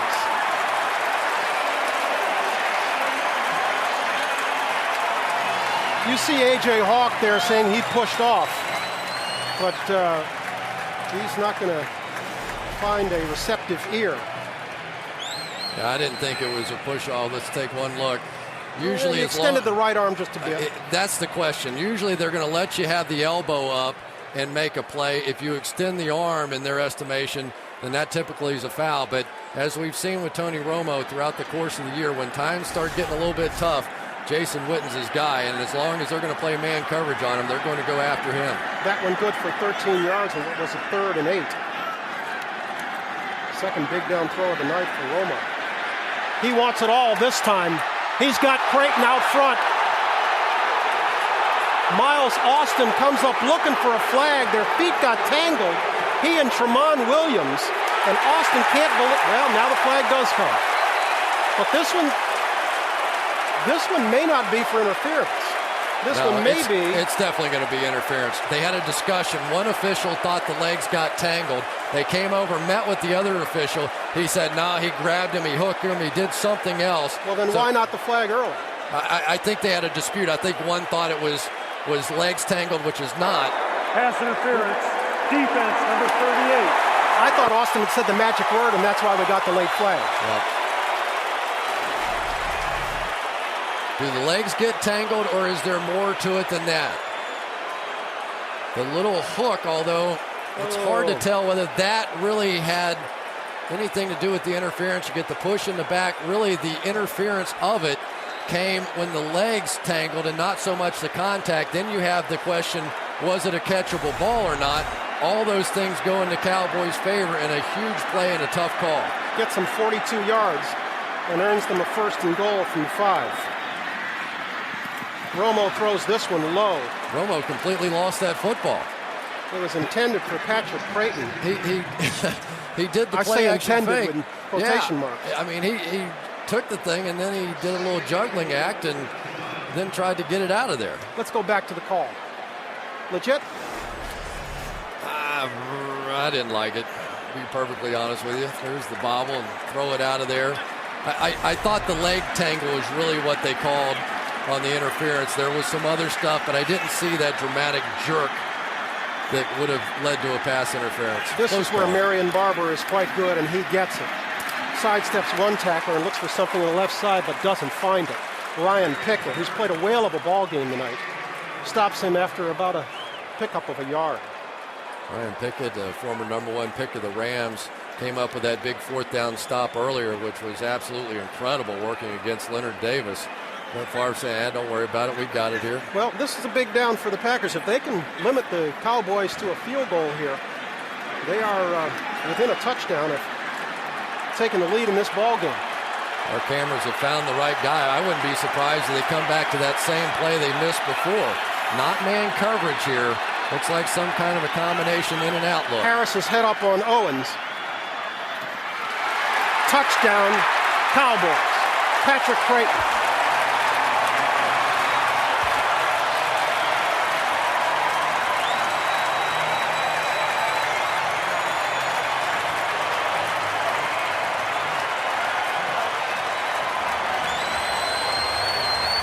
Well, he had Owens in the back of the end zone. He had Creighton in the front of the end zone. Well, they release Owens, but then they're going to go out and then back in.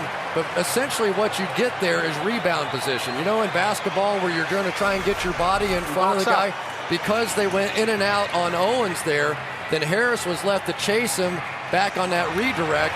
And it was just a matter of body position. It's not somebody beating somebody else there. Just his body was in front of his other. Nice play design that time by Jason Garrett. And just like that, the Cowboys have put the Packers 2 scores back, thanks in great part to that interference penalty. It's 34-24 Dallas.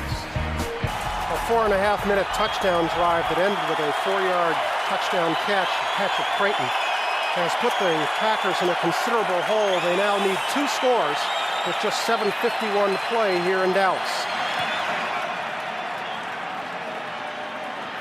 This will be Corin Robinson. Robinson trips just past the 25-yard line. We'll take a break, and then we'll see what Aaron Rodgers can do with this Packers offense when we come back. And they will surely have a look at this pass interference call, which netted the Cowboys 42 yards, and for a game of this magnitude, you'd hate to see it come down to this kind of a call. Well, and he got both hands on him, but did he ever break stride because of his hands? I say no. The trip happened with inadvertent feet tangling together, and that's not supposed to be pass interference. And so Aaron Rodgers really has his work cut out for him. He starts it with a completion to Donald Driver. You think that ought to be a reviewable call, don't you? Yeah, I don't like the fact, it's probably my biggest beef with the league, is that those 50-yard game-changing penalties can't be reviewed. I mean, clearly there was a disagreement between the 2 officials there. Why not give them one more opportunity to take a look? This game has been too good. It's too important to not go underneath, let those 2 guys, if you want to, take a look at it and decide, was it really pass interference or not? Aaron Rodgers seems to have found his groove. Completed 13 of his last 14. He's got running room on the right side, and he'll get it close to midfield. First down, Packers. Well, once again, we see that man underneath coverage, and the right side of the offensive line, I don't know exactly what happened, but Mark Tauscher was able to, and Junius Costin was able to trip up the defensive left side of the Cowboys, and there was just nobody left over there. Then they had the man coverage in the backfield. Everybody's chasing somebody, and Aaron Rodgers took off. Aaron Rodgers, who's thrown for 150, has now picked up 30 on the ground, given 13 on that carry.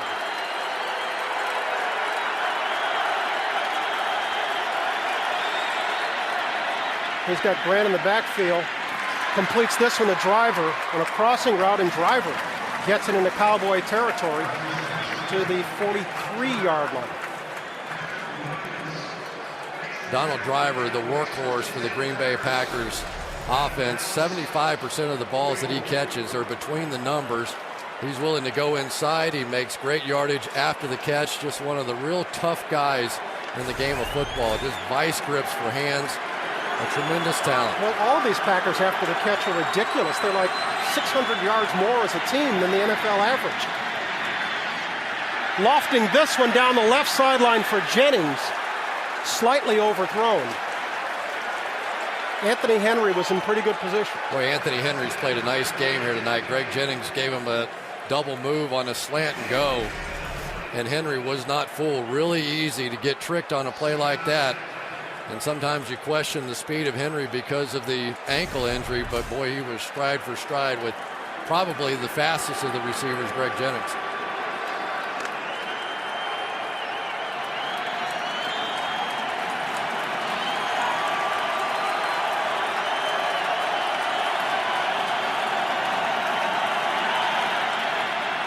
Rodgers completes this side. Corin Robinson, his first catch of the night.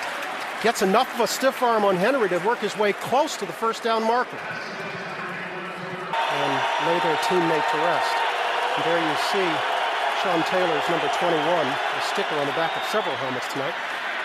This is Ryan Grant. It's been a long while since we've called his number. But he may have the Packers' first down. Grant getting close to 100 yards in the night. He's just 5 short. I don't believe the Cowboys have given up a 100-yard rusher so far this season. So Ryan Grant not only had a great day against the Minnesota Vikings and their stout run defense, turning around against a very good Dallas Cowboys defense and doing the same. Well, when you get 62 in one chunk, it helps. That helps. What do you do here if this one is not a first down? Oh, I think they've got it. Well, you got to get a field goal and a touchdown either way. Two scores, but I think you've got to go for this one here, don't you? Right. Even if they were to try a field goal at this point, he's looking at a 51-yard attempt. Yeah. Have to take your shot. It's one of the issues, though, for the Green Bay Packers. They're not the classic running team, and maybe that factors into this decision because Mike McCarthy is going to kick this one. You do have to score twice. So he's going to try and get his field goal here. It won't be easy, though. As we've noted, Crosby's long of the year is 53. So he's got enough leg for this. I have to say I would probably go for it here. Right, wrong, or indifferent. I think you have to take your shot to try and go down and score this one. And this one is by no means a gimme from 52 yards. I confess we were a little bit surprised at the spot. It appeared that he had enough for the first down, but they came up short. Crosby pulls the Packers to within one score with just 5:03 to play in the ballgame. So now it's on the Packers' defense. We'll find out what they can do when we come back. Mason Crosby has pulled the Packers to within just one score with a little more than 5 minutes left, and the onus is on that man, Tony Romo, to see how much of that clock he can eat up and not give the Packers an opportunity to tie this ball game up. This is Miles Austin. And Miles Austin is tripped up as he crosses the 35-yard line. Let's go back to that third down play when it appeared to us as if Ryan Grant had enough for the first, and maybe if Mike McCarthy had a challenge left, he would have challenged the spot. May have taken a shot, but you burn your two challenges, and you don't have that option at that point. And one of the reasons I disagreed with the call to take the field goal, a lot of people would have agreed with it. I think it's sort of a 50-50 call.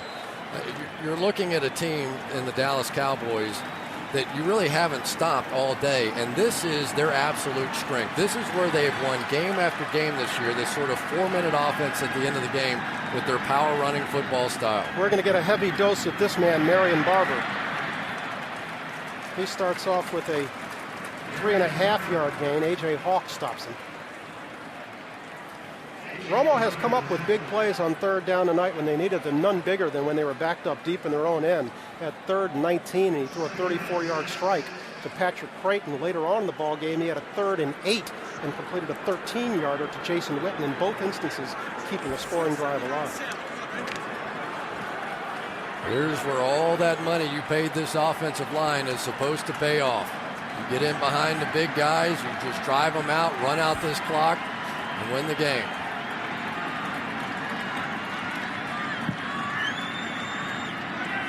Romo milking the clock. He's going to throw it. Completes this one to Jason Witten. And Witten, fighting for more yards, breaks this one into Packer territory to the 45-yard line. First down, Dallas. Well, it's been the Jason Witten show here in the fourth quarter when they needed it most. And really the Packers have no choice because of the size of that offensive line. You have to bring up 8 in the box. You have to take your shot at stopping the run. But as we've seen time after time after time, Atari Bigby is simply no match for Jason Witten, who I think is the best tight end in the league. There's probably better receiving tight ends, but when you take the combination of his blocking ability and his pass-catching ability, I think he's the best. Better than Gonzalez. Yes, I do. Better than Gates. Yes, sir. Better than Cooley. Yes, sir. Barber on first down again, and yeah, we've got a face mask, and once again it's Bigby. That's the second time Bigby has gotten his fingerprints on the face mask of Mr. Barber. 15 yards from the end of the run. Automatic first down.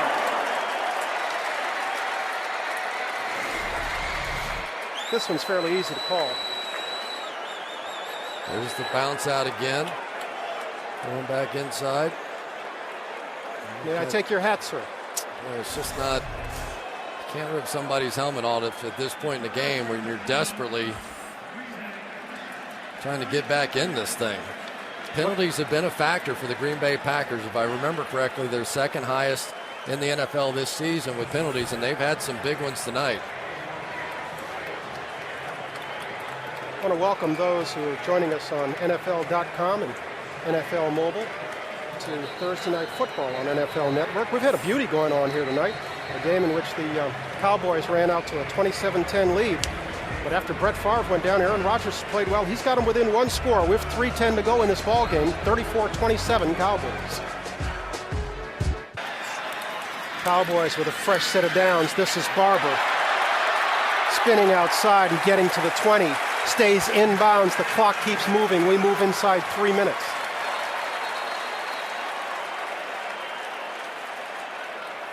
Aaron Campbell's been getting pretty good pressure on the outside, not getting the sacks. This time having to fend off a 350-pound offensive lineman. But this is what the Dallas Cowboys have been doing. If you watch their games throughout the course of the season, by the time they get to the fourth quarter, they put Marion Barber in the game. They get behind their big offensive line, and they run out the clock. It is an absolutely huge part of it, but Jason Garrett believes in this guys. The guys up front are just massive blockers. They tend to get a lot more simple. And Marion Barber, tremendously conditioned, finds a way to find holes and bounce back. And Julius Jones generally sits in this situation. The Packers have used their second timeout.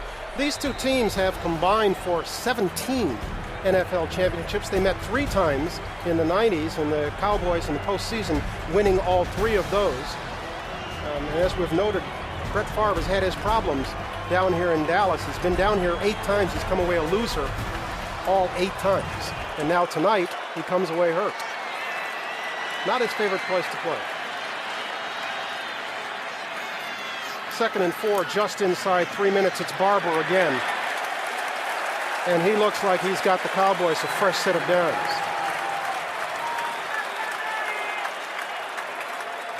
First down, Dallas. Jason Witten once again, who's part tight end, part fullback, part blocking back. He can play so many roles on this football team, and as we've seen, the receiver side of him not too bad either. He is a tremendously talented young man, and Brett Favre now headed back into the locker room one more time. We're counting down to the 2-minute warning. We're at 2:17. This will be the last play before that 2-minute warning. It's Barber inside once again. Then the clock will be stopped. But the Packers are in deep trouble here. It would seem the Cowboys can just milk the clock and get out of here with a 34-27 victory. We'll come back on the other side right after this.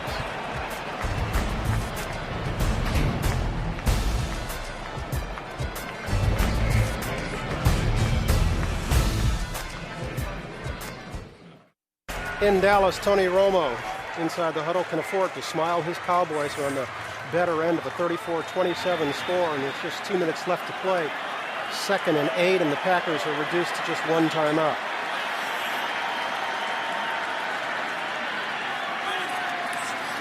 Marion Barber once again. Turning him back, or at least trying to, was Al Harris. Barber stayed inbounds. They kept the clock running, but Green Bay has used its final timeout, it would seem.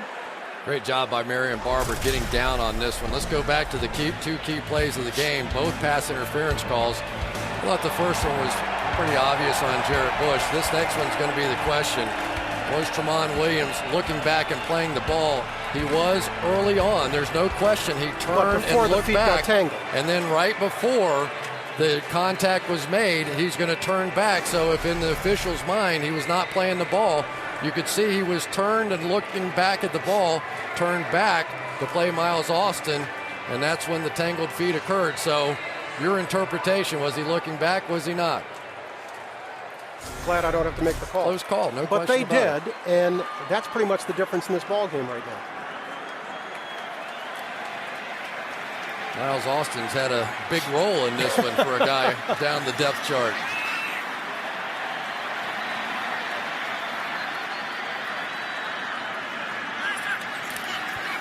It'll be Barber again, and he'll be stacked up at the 7-yard line. Cullen Jenkins, who has played more than he normally might because KGB has been out. And it's worth noting that we had Bush and Williams on those 2 pass interference calls, both of them playing in place of Charles Woodson, who was out tonight.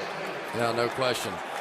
Now we go back to Mike McCarthy's decision to play for the field goal, down 7. Now a field goal the other way essentially ices this one. So, I had a second guess or whatever, but in my opinion, knowing the Cowboys offense and the success they've had so far, and in particular the success they've had in their 4-minute offense at the end of games throughout the course of the season, my decision would have been to go for the touchdown. Timeout Cowboys, their second of the half.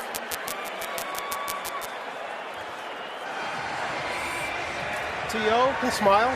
He's had a big game. He's actually had a game for the record books. He's the first player in NFL history with a touchdown catch and at least 6 receptions. First time in NFL history. The man has done that in 7 consecutive ball games. And Tony Romo just continues to impress, doesn't he? A big game, no question about it. Championship sort of feel to it. And he's just dumping buckets of water on his head. He doesn't care. He's got his ball cap on backwards, little Ken Griffey Jr. maybe, one of those. I like your Magic Johnson analogy. Yeah, he's just a kid having fun out there and playing awfully well. And so this attempt for Folk, he's made from 26 and 51. Add this one from 25, and that should do it. With that field goal, the Cowboys assume a 10-point lead, 37-27. As you can see, just slightly more than a minute to play in this ball game. Make one last point about Tony Romo. Playing quarterback in the NFL is about reading defenses and finding single coverage. In this game tonight, he has done that as well as any quarterback you want to name. Every time the Green Bay Packers have left somebody isolated in one-on-one situations, he's found them, whether they turned into pass interferences or touchdowns. That has really been the key, and that is where I've seen the greatest improvement in his game from this year to last. We spoke earlier about the quarterbacks who were drafted ahead of him. There were 13 of them, and of those 13, only one of them really is a legit week-in and week-out starter in the NFL, that one being Carson Palmer. There are 2 others who are presently starting for their ball clubs in Rex Grossman at Chicago and Kyle Bowler at Baltimore, but they've been in and out of the lineup. Other than that, he has outperformed the 13 who were picked ahead of him. And he caught a break having Jason Garrett as his offensive coordinator, who has just been painting some masterpieces in Dallas.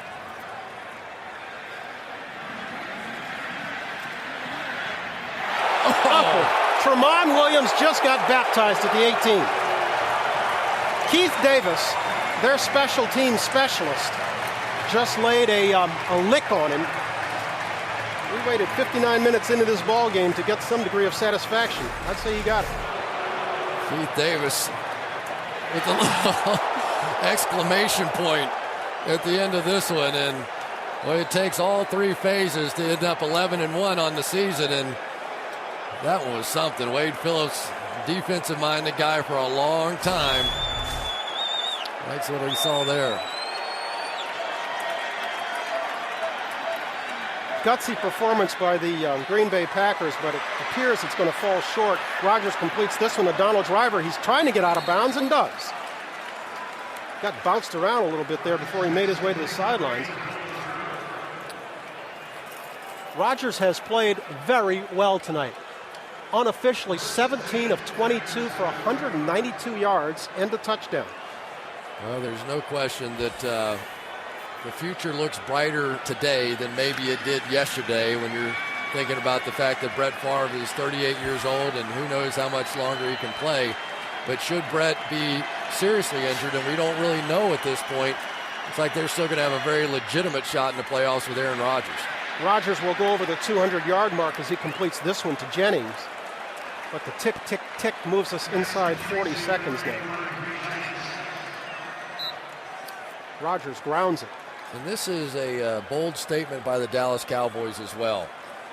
When you juxtapose the two, New England's struggle against Philadelphia the other night, the impressive performance here by Wade Phillips' squad against the 10-1 Green Bay Packers, you start to say, is there enough there? You know, they've They just keep adding elements, and they keep getting better. Tank Johnson comes in, that wasn't there early in the season. Tony Romo keeps maturing. His relationship with T.O. gets better.